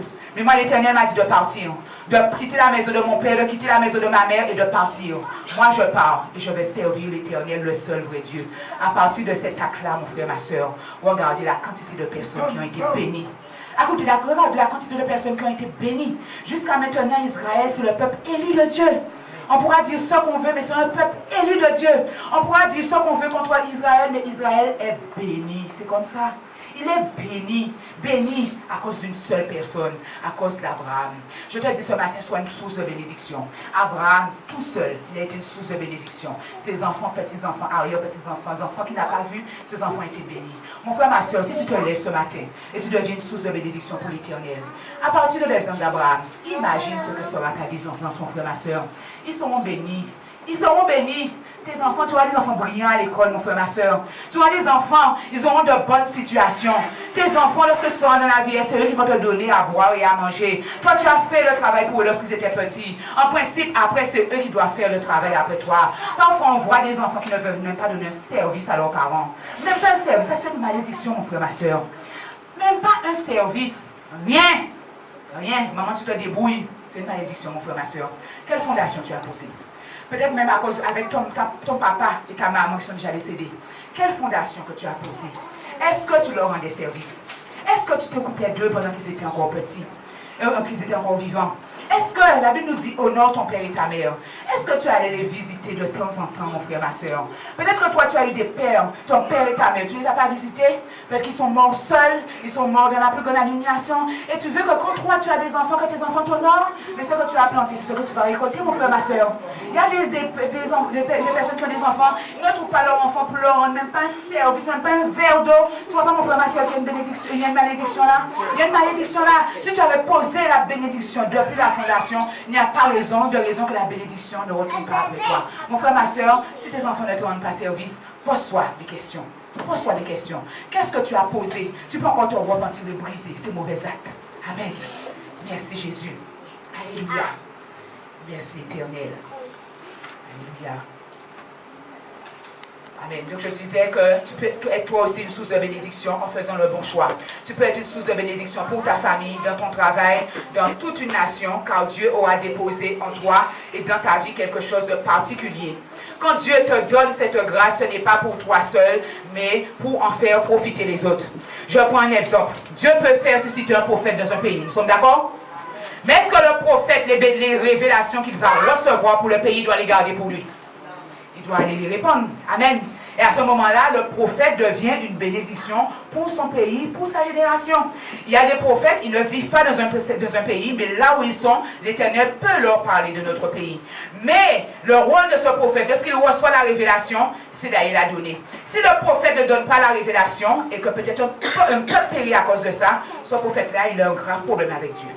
Il a un grave problème avec Dieu. Un pasteur est une bénédiction pour son assemblée. Le pasteur peut venir te dire, mon frère, ma soeur, Dieu m'a donné une révélation pour toi. Si la révélation est bonne, réjouis-toi, dis merci Seigneur. Mais si c'est une révélation pour te rappeler à l'autre, mon frère, ma soeur, ne sois pas arrogant. Ne monte pas sous tes grands chevaux. Ne te dis pas, qu'est-ce que le pasteur vient me dire là, mon frère, ma soeur? Dieu veut seulement que cette personne soit une source de bénédiction pour toi. La seule chose que Dieu veut, c'est t'avertir. Si tu fais une mauvaise voie, Dieu veut te remettre sur le mauvais chemin, mon frère, ma soeur. Mais tu ne vois pas que le pasteur est une source de bénédiction pour toi. Tu vas dire, quand il veut pasteur là, pas il doit dire moi ça. Parfois, quand on prêche, on dénonce le péché, les âmes n'aiment pas ça. Quand il veut monter si cher là, qu'à dénoncer le péché, il n'y a qui pour monde. Non, mon frère, ma soeur, nous ne sommes pas mieux que personne, mais nous souhaitons être une source de bénédiction pour toi. Quel serviteur de Dieu sommes-nous si nous connaissons la parole et nous te voyons périr, nous te voyons aller sur le chemin de l'enfer et nous te disons rien, mon frère, ma soeur. Un serviteur de Dieu, qu'il soit pasteur, évangéliste, ancien, intercesseur, je ne sais pas, tu dois être une source de bénédiction pour l'assemblée qui est là. Amen. Quand tu prêches la parole, c'est une parole de bénédiction que tu dois donner en dénonçant le péché. Que les hommes soient contents ou pas. Amen. Les hommes ne sont pas contents, mais quand ils sont chez eux, ils vont réfléchir. Quand ils disent, parce que là, je dis là, mais finalement, ça passe là, tu dis là. C'est vrai, hein? Mais par contre, quand tu étais dans l'assemblée, tu étais gonflé. Tu étais gonflé. Tu n'es pas content de ce qu'on a dit. Mon frère, ma soeur, sache que si on te dit la vérité, on veut que ton âme soit sauvée, c'est qu'on t'aime, ma soeur. Ce n'est pas de la haine. On t'aime. On t'aime. On veut que toi, tu ailles au ciel, mais nous aussi, on veut aller au ciel. Imaginez que nous sommes serviteurs de Dieu, nous sommes dans l'église, nous ne parlons jamais de péché. Jamais de péché. Toi, tu arrives en enfer. À cause de nous, nous, quand on arrive devant Dieu, on dit quoi à Dieu? On dit quoi à Dieu?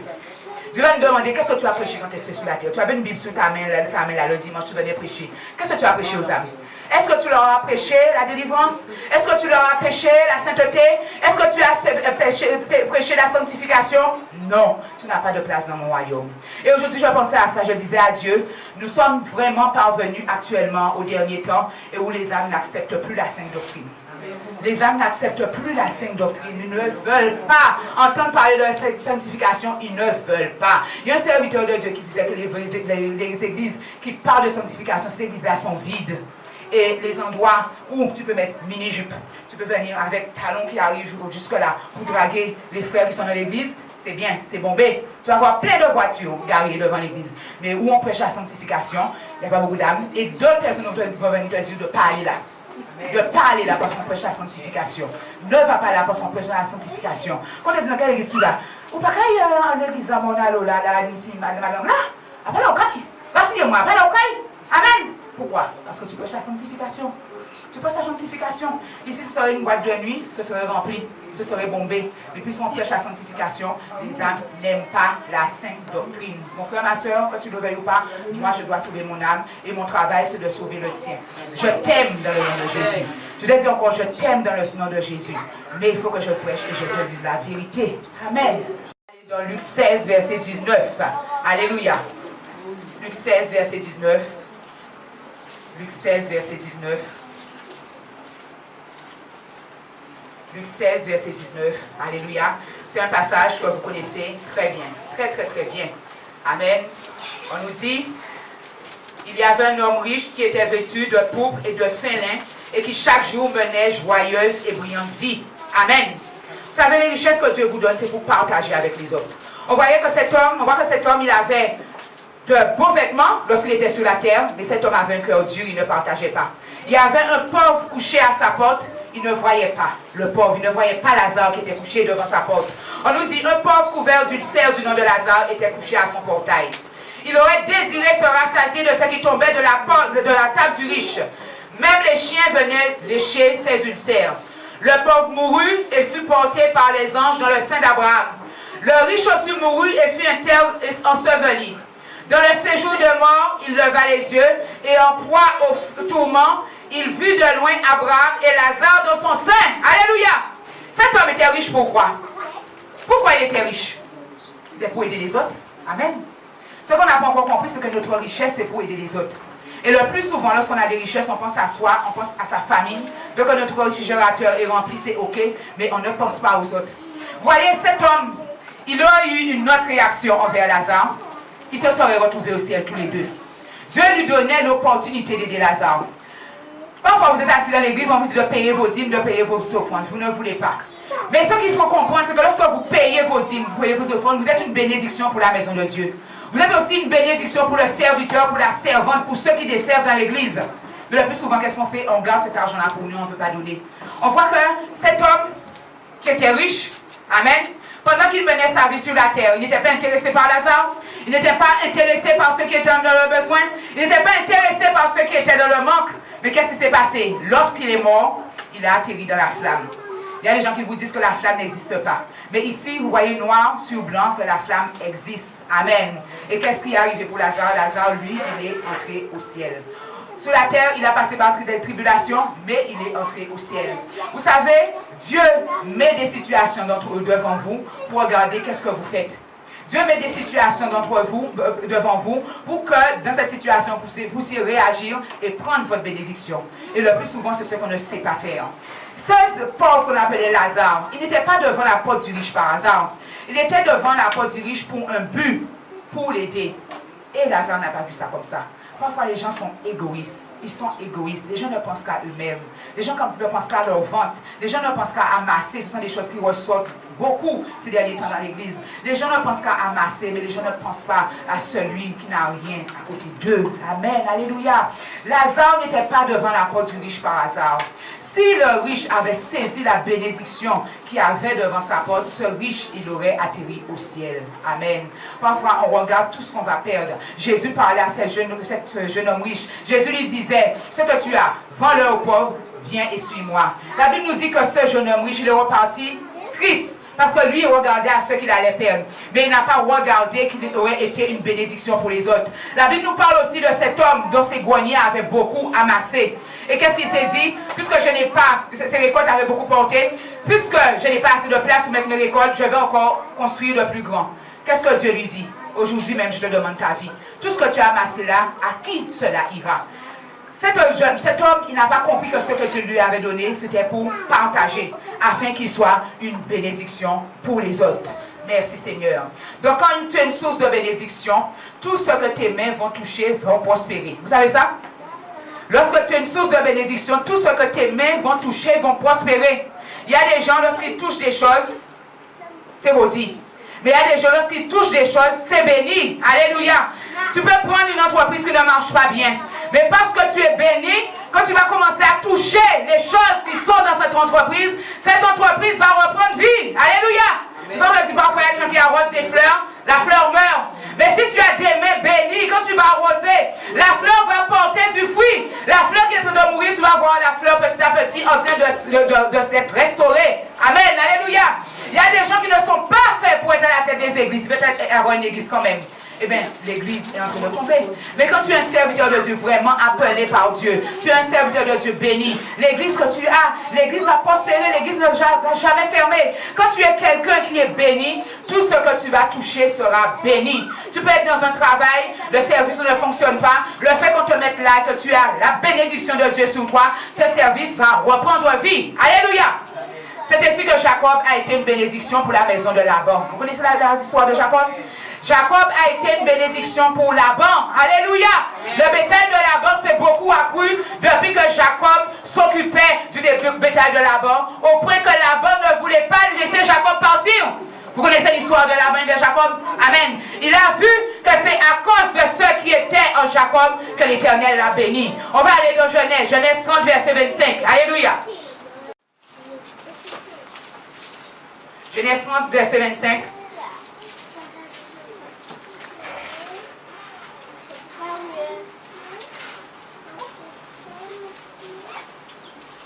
Amen. La Bible nous dit, lorsque Rachel lui a accouché de Joseph, Jacob dit à Laban, laisse-moi partir pour que j'aille chez moi dans mon pays. Donne-moi mes femmes et mes enfants pour lesquels je t'ai servi, et je m'en irai. Car tu sais toi-même quel service je t'ai rendu. Laban lui dit, j'aimerais obtenir ta faveur. Je pressens d'une manière occulte que l'Éternel m'a béni à cause de toi. Alléluia. Il y a des gens qui savent voir, des gens qui sont bénis. Fixe-moi ton salaire et je te le donnerai. Jacob lui dit, je sais, tu sais toi-même comment je t'ai servi et ce qui est devenu ton troupeau grâce à moi.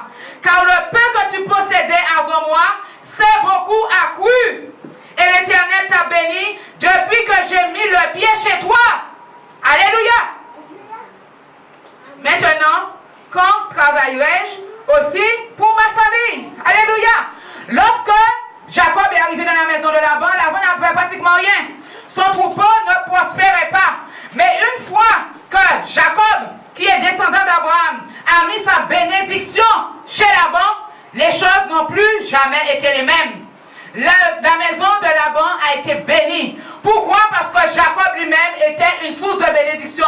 Joseph aussi c'était pareil. Lorsqu'il est arrivé dans la maison de Potiphar, la maison de Potiphar a commencé à prospérer. Les choses n'étaient plus pareilles pour Potiphar. Au point que la Bible nous dit que Potiphar a laissé toute l'administration de sa maison entre les mains de Joseph.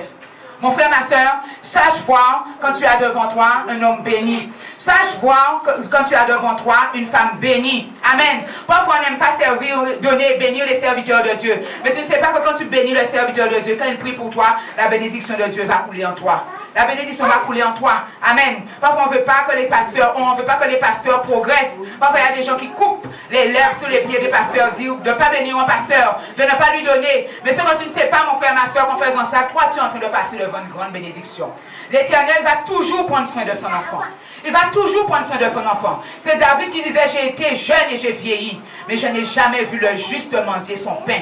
Le pasteur, s'il est un juste, l'Éternel ne va jamais le laisser mendier son pain. Mais comme notre pasteur dit souvent, c'est pour toi que c'est Dieu, mon frère, ma soeur. C'est pour toi, parce que tu passes à côté. Donc tu peux être une source de bénédiction pour ton église aussi.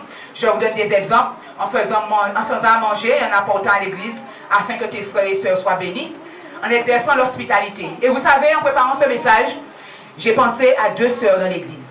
Amen. Eunice et Gina. Amen. Gina est une source de bénédiction pour notre sœur Eunice, n'est-ce pas? Gina est une source de bénédiction pour notre sœur Eunice. Je me dis, qui est-ce qui peut avoir autant de patience, mettre quelqu'un dans sa voiture, mettre quelqu'un dans sa maison pendant plusieurs mois comme ça? Amen. Eunice, tu dois dire merci à notre sœur Gina. Et merci grand. Si un jour peut bénir de manière spéciale, mon frère, ma soeur, il faut le faire, ma soeur. Ce que ma soeur Gina est en train de faire pour toi, ma soeur, je ne sais pas si tu aurais trouvé quelqu'un pour faire ça pour toi. Mon frère, ma soeur, frère agit bien, il faut bailler l'amour, il faut aider. Ça, Gina, ça fait là, mon frère, ma soeur, en passant sous tes lèvres, tu es obligé de retourner, Dominique. Amen. Mais il prend mon basel là. Hier, je vous rencontre au supermarché. Même au supermarché, il a amené au réveil. Tu veux dire, tu es en voiture là, tu ne veux pas que tu regardes ce que j'achète. Elle te prend. On ne trouve pas les gens comme ça sur la terre encore. On ne trouve pas les gens sur la terre. Maman Gina, sois bénie. Je ne veux pas te lever, parce que toute la gloire revient à Dieu. Mais maman Gina, sois bénie. Sois bénie, maman Gina. Sois bénie. Alléluia. Notre soeur, maman Gina, est une source de bénédiction pour l'église. Amen. Elle amène à manger pour vous qui êtes là la journée, n'est-ce pas? Alléluia. Elle amène à manger pour vous qui êtes là la journée. Alléluia. Et c'est ça que moi je voudrais faire comprendre aux âmes. Alléluia. Toi qui es là, sois une source de bénédiction. Qu'est-ce que tu emmènes? Qu'est-ce que tu emmènes? Alléluia. Qu'est-ce que tu emmènes? Gina, elle le sait. Mais ses enfants seront bénis. Amen. Sa maison seront bénis. Amen. Ma soeur Gina ne va jamais manquer à manger chez elle. Amen. Parce qu'elle est une source de bénédiction pour les autres. Et parfois, toi, tu regardes ton porte-monnaie, tu te dis que si je veux un euro, je vais le dépenser pour les autres. Amen. Mais c'est que tu es en train de fermer la porte sur toi, mon frère, ma soeur. Sans le savoir, tu fermes la porte sur toi, mon frère, ma soeur. Mon frère, ma soeur, sème afin que ce que tu as puisse se répandre. Sème afin que ce que tu as puisse se multiplier, mon frère, ma soeur. Ne regarde pas ce que tu dépenses aujourd'hui, mon frère, ma soeur. La bénédiction va tomber. Tu vas dire à Dieu, d'où sort cette bénédiction? Mais Dieu va te dire, souviens-toi que tu avais fait ceci. Souviens-toi que tu avais béni ma fille. Souviens-toi que tu avais béni mon fils, mon frère, ma soeur. Église-toi qui est là ce matin, sois une source de bénédiction. Je ne te dis pas d'emmener grand-chose. Même un riz emmène, mon frère, ma soeur. Ne dis pas que l'évangéliste veut me culpabiliser, veut me faire toujours emmener. Mon frère, ma soeur, qu'est-ce que tu as chez toi? Qu'est-ce que tu as chez toi? On a vu cette pauvre veuve avec Élisée. Tout ce qu'elle avait, c'était un peu d'huile, mon frère, ma soeur. De l'huile. L'huile s'est multipliée. Un tout petit peu d'huile. Elle a dit au prophète, je n'ai rien, toi fais un miracle parce que tu es prophète. Elle a dit, j'ai un petit peu d'huile, j'ai un petit peu d'huile. Et l'huile a été multipliée, mon frère, ma soeur. Mon frère, ma soeur, dans cette église, il y a des gens qui savent être des sources de bénédiction. Pourquoi toi tu n'es pas une source de bénédiction? Tu vas me dire, moi, j'ai l'esprit de pauvreté, je n'ai pas ceci, je n'ai pas cela, je ne peux pas, je suis pas encore de la pauvreté. Même si tu es pauvre, tu as quelque chose. Qu'est-ce que tu as? Qu'est-ce que tu as? Qu'est-ce que tu emmènes de la maison de l'Éternel? Comment es-tu une source de bénédiction dans la maison de l'Éternel? Le plus souvent, les gens font des choses, mais pour de l'argent, pour de l'argent, pour de l'argent, pour de l'argent. Mais dis un jour que tu bénis ton église. Dis, pasteur, c'est gratuit, tu n'as rien à payer. Pasteur, c'est gratuit, tu n'as rien à payer. Il faut des fleurs pour l'église. qui se lève est une source de bénédiction. Dis, pasteur, ça, tu n'as plus à payer ça. C'est moi qui achète les fleurs dans l'église. Tu seras une source de bénédiction, mon frère, ma soeur. Tu seras une source de bénédiction. Il y a de multiples manières d'être une source de bénédiction dans l'église, mon frère, ma soeur. Si chacun emmène quelque chose, mais il y aura beaucoup. Il y aura beaucoup. En fait, vous savez, dans l'église primitive, il n'y avait aucun indigent. Il y a ceux peut-être qui sont dans le besoin dans l'église, qui vont prendre ce verset-là. Il n'y avait pas d'indigent. Ce que tu as oublié, c'est que tout le monde emmenait quelque chose. Tout le monde emmenait quelque chose. Ceux qui avaient des champs vendaient et mettaient au service de la communauté. Tu vas dire, je suis indigent, mais qu'est-ce que tu emmènes? Même si c'est une boîte d'allumettes, on puisse allumer le feu, emmène, tu seras une source de bénédiction. Amen. À travers toi, on sera béni, on pourra faire à manger. Donc je disais en préparant ce message, j'ai beaucoup pensé à la sœur Gina et à la sœur Eunice. Voilà une source de bénédiction dans l'église. Amen. Voilà une source de bénédiction dans l'église. Prendre quelqu'un pendant autant de mois chez soi. Amen. Ne rien lui demander. Voilà une source de bénédiction.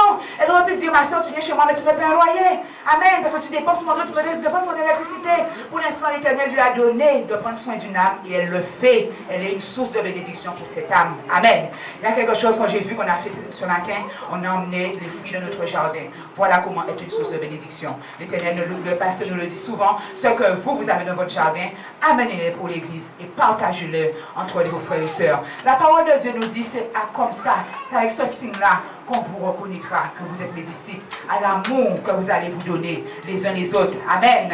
Être une source de bénédiction, c'est mettre ton véhicule au service de ceux qui n'en ont pas. Amen. Il y a ceux qui n'ont pas de voiture, mais tu ne veux pas aller les chercher. Amen. En mettant ta voiture au service de quelqu'un qui n'a pas de moyen de locomotion. Mon frère, ma soeur, tu vas me dire que tu n'as rien, mais tu as une voiture. Avec la voiture, tu peux devenir une source de bénédiction. Toi, on t'emmène. De temps en temps, fais un effort pour les frais de participation, de l'essence. Ne dis pas, là où je vais, la soeur va aussi, elle va payer l'essence. Non, mon frère, ma soeur. Sois toi aussi une source de bénédiction. Elle est une source de bénédiction. Elle met son véhicule à ta disposition. Toi, sois une source de bénédiction. Dis, ma soeur, tiens, fais de l'essence pour la voiture. Je suis solidaire avec toi. Voilà, être une source de bénédiction, mon frère, ma soeur. On peut être une source de bénédiction en payant sa dîme et son offrande dans l'église. Pourquoi? Parce que quand tu emmènes les serviteurs de Dieu, les servantes de Dieu qui travaillent dans la maison de l'Éternel, ils sont bénis. Tu vas me dire ce matin que je n'ai rien pour être une source de bénédiction avec ton dîme, ta dîme et tes offrandes. Tu peux être une source de bénédiction pour ton église, ma soeur. Amen. Tu peux être une source de bénédiction pour ton pasteur. Amen. Je donne un exemple. Amen. Pasteur, tu ne vas plus payer pour laver ta voiture, c'est moi qui lave ta voiture. Amen. Qui est prêt à faire ça dans l'église? Je pense que personne ne le fait. Qui le fait dans l'église pour le pasteur? Est-ce que tu es prêt à être une source de bénédiction pour ton pasteur en disant, pasteur, désormais tu ne vas plus laver ta voiture, c'est moi qui lave ta voiture? Qui est prêt à se lever pour faire ça pour son pasteur?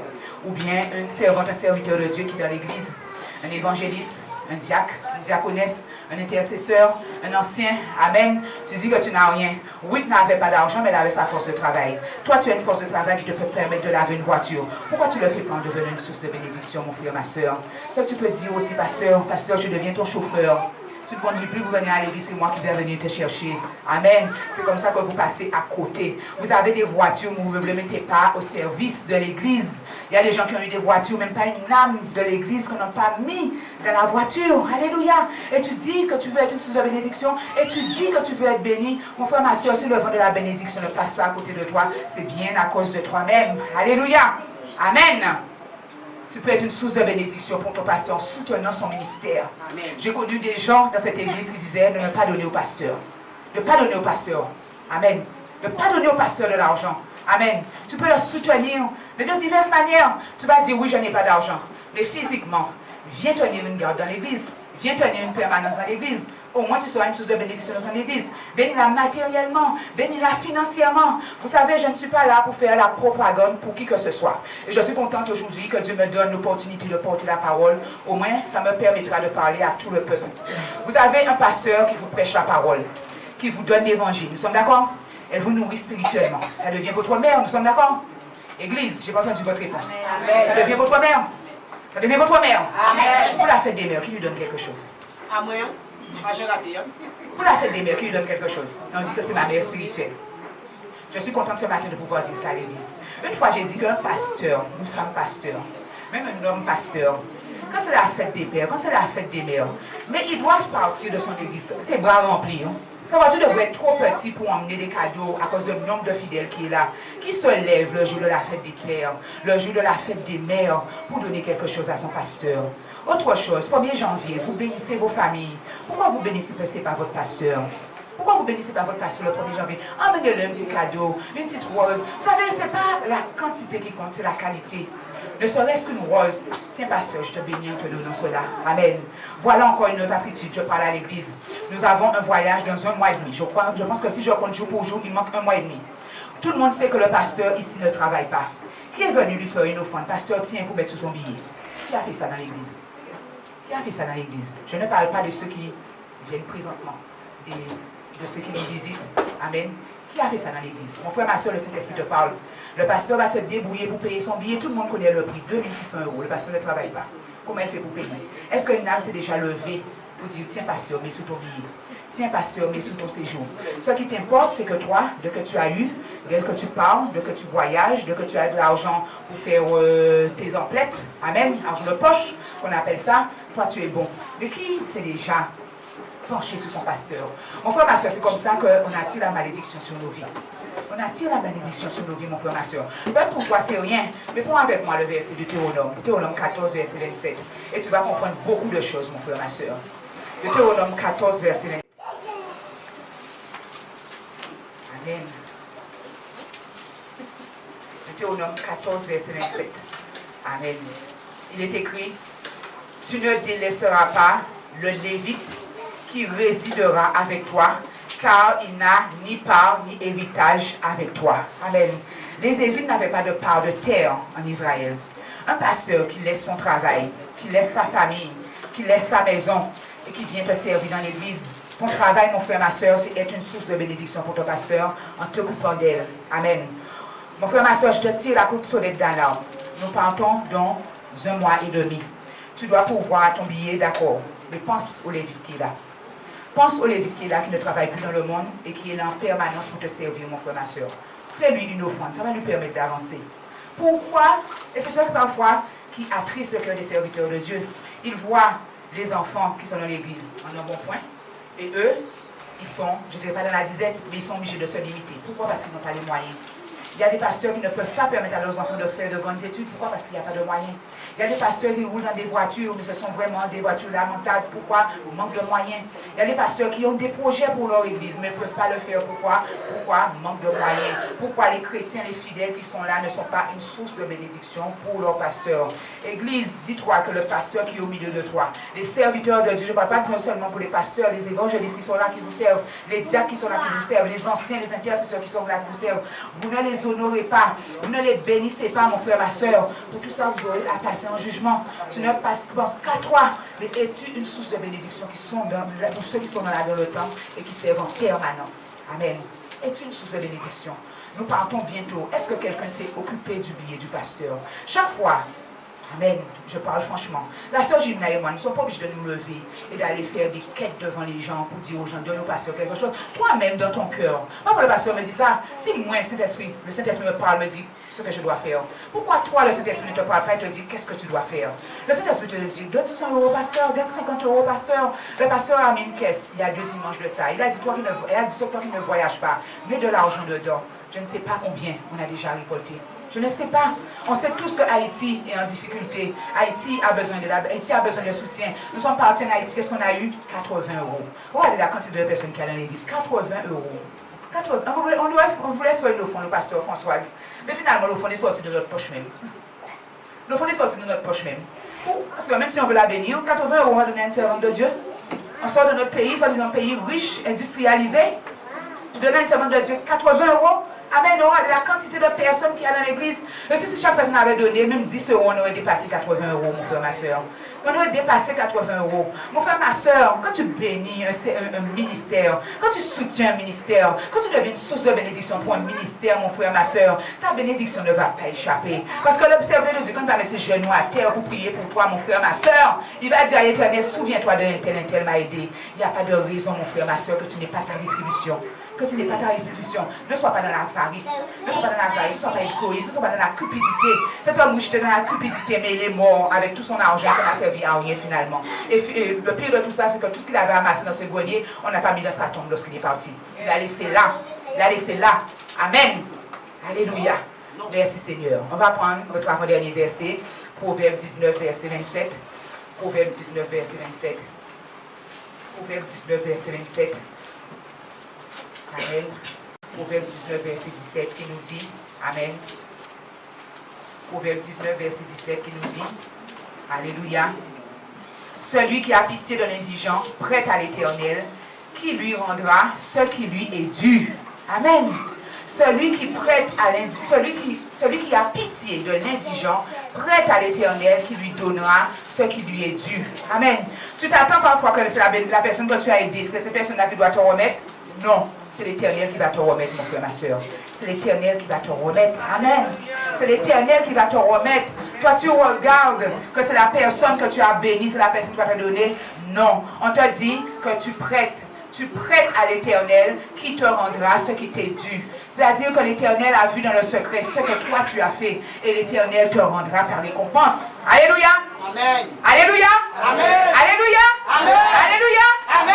On va prendre le dernier verset. Jacques 4, verset 17. Amen. Merci Seigneur. Jacques 4, verset 17. Jacques 4, verset 17. Amen. Jacques 4, verset 17 nous dit, si quelqu'un sait faire le bien et ne le fait pas, il commet un péché. Amen. Si quelqu'un sait faire le bien, je suis en train de prêcher beaucoup d'hommes, mon frère, ma soeur, tu passes même à côté de ta bénédiction. Alléluia. Si quelqu'un sait faire le bien et ne le fait pas, il commet un péché. Tu avais la possibilité d'aider, de soutenir financièrement, tu ne l'as pas fait. Tu as préféré garder, amen, garder sous ton compte, mon frère, ma soeur, tu es en train de commettre un péché. Mon frère, ma soeur, toi qui es là ce matin, tu es arrivé peut-être en te disant, on m'a dit d'être une source de bénédiction, je n'ai rien pour bénir. Mais moi, je t'ai montré que tu as quelque chose. Amen. Tu as quelque chose. Tu as quelque chose, mon frère, ma soeur. Tu as quelque chose.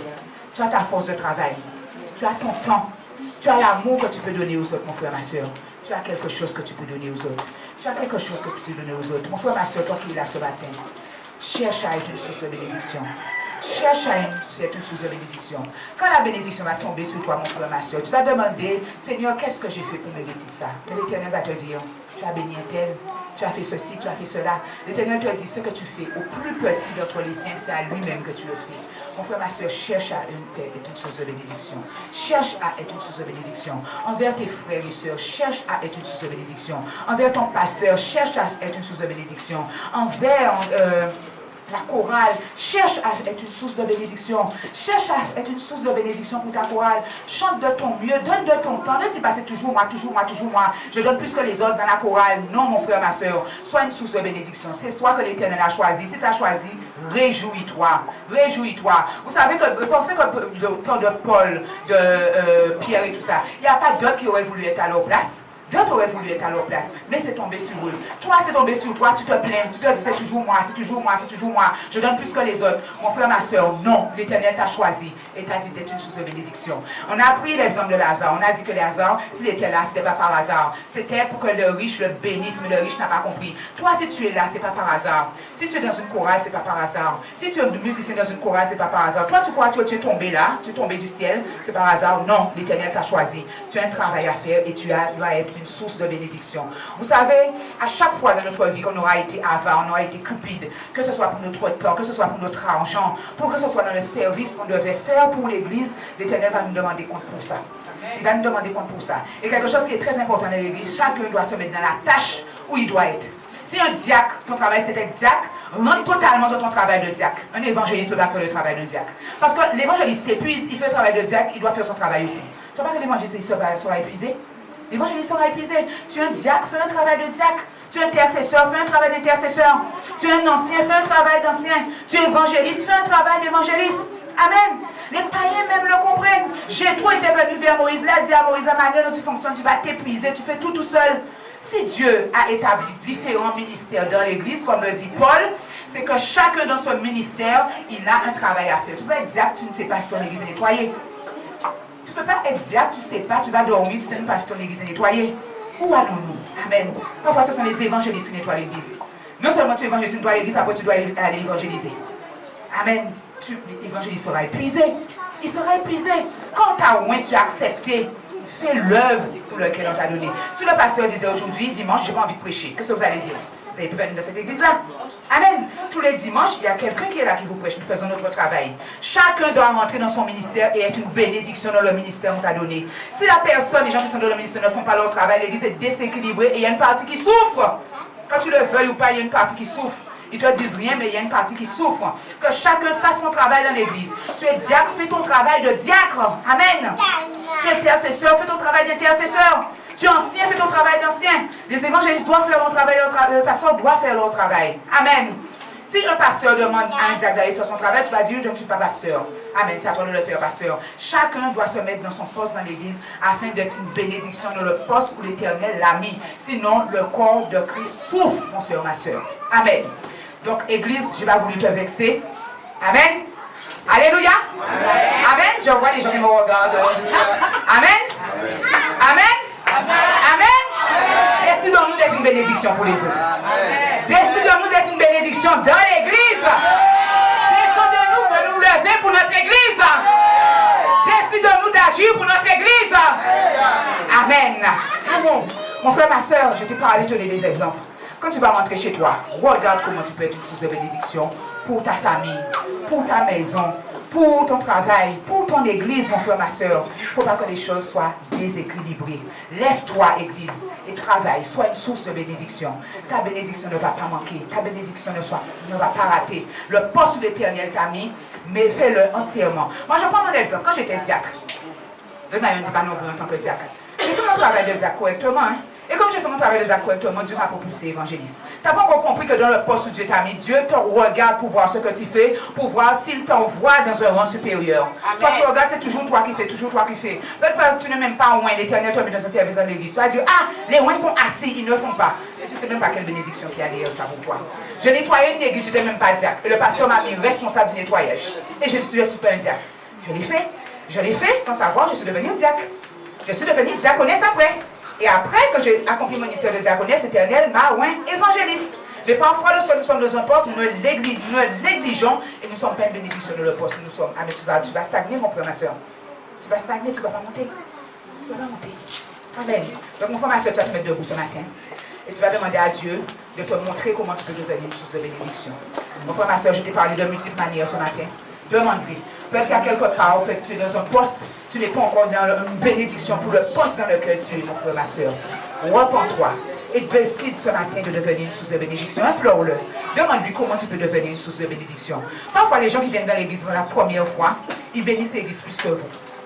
Ils bénissent l'église plus que vous. Dans 2 temps, 3 mouvements, j'ai compris comment l'église fonctionne et ils bénissent. Vous qui êtes là pendant 10 ans, 20 ans, rien ne se fait. Amen. Quelqu'un qui vient là, une fraction de seconde, déjà vu l'église comme ça, il fait comme ça, la personne bénit. Amen. Mon frère, ma soeur, élève ta voix vers Dieu. Demande-lui comment tu peux être une source de bénédiction. Demande-lui. Fais ton mea culpa, regarde dans ton cœur. Peut-être même pas ta dîme que tu ne paies pas. Tu peux être une source de bénédiction, mon frère, ma soeur, pour ton église. Amen. Tu peux être une source de bénédiction. Demande-lui qu'est-ce que tu peux faire pour aider ton église. Dans quoi tu peux t'investir, dans quoi tu peux te mettre. Amen. Parfois, il y a des loin dans l'église, il y a le service dans l'église, vous ne venez pas, mon frère, ma soeur, c'est une grave condamnation sur votre vie. Tu peux être un diacre, un évangéliste, il y a le service dans l'église, tu n'es pas là, mon frère, ma soeur. C'est grave, mon frère, ma soeur, devant le trône de Dieu. Peut-être que tu es chez toi, tu dois aller au football. Mon frère, ma soeur, mais c'est très grave. C'est très grave. Très grave. Vous t'as donné 3 heures de prière à faire, tu ne viens pas le faire. Tu ne viens pas le faire, mon frère, ma soeur, tu es absent. Mon frère, ma soeur. Quand Dieu t'invite à venir faire la prière, c'est que tu es une source de bénédiction. Le travail que Dieu te donne à faire dans son église, mon frère, ma soeur, fais-le du mieux que tu peux, afin de récolter ta couronne dans le ciel, mon frère, ma soeur. Sois une bénédiction, quel que soit le poste que l'Éternel t'a mis. Amen. Pour que le corps du Christ ne souffre pas, mon frère, ma soeur. Alléluia. Regarde ce que tu peux faire, comment tu peux aider, mon frère, ma soeur. Amen. Oh, Éternel, moi, mon Dieu. Éternel, moi, mon Dieu. Tu nous parles d'amour, Éternel. Depuis plusieurs dimanches, Éternel, tu nous parles d'amour. Tu nous parles d'amour, de nous aimer les uns les autres, Éternel, mon Dieu. Oh, Éternel, mon Dieu, aujourd'hui, Éternel, tu nous dis, Éternel, d'être une source de bénédiction, Éternel, les uns pour les autres, Éternel. Oh, Éternel, mon Dieu, aide, Éternel, mon Dieu, chaque âme, Éternel, mon Dieu, ici, Éternel, à être une source de bénédiction, Éternel, mon Dieu, les uns pour les autres, à impacter, Éternel, sa génération, Éternel. Nous te le demandons, éternel, mon Dieu, au nom de Jésus. Que chacun, éternel, mon Dieu, puisse trouver sa place dans ton corps, éternel. Et de la manière, éternel, mon Dieu, il pourra te bénir. Et une bénédiction pour les autres, éternel. Enlève, éternel, mon Dieu, toute cupidité, éternel, mon Dieu. Tout désir d'amasser pour nous, éternel, mon Dieu, et notre famille, éternel, mon Dieu. Mais que nous puissions, éternel, mon Dieu, partager, éternel, ce que tu nous donnes, éternel, mon Dieu. Au nom de Jésus, éternel, mon Dieu, nous te prions, éternel. Amen. Et nous donnons gloire à Dieu pour ce message.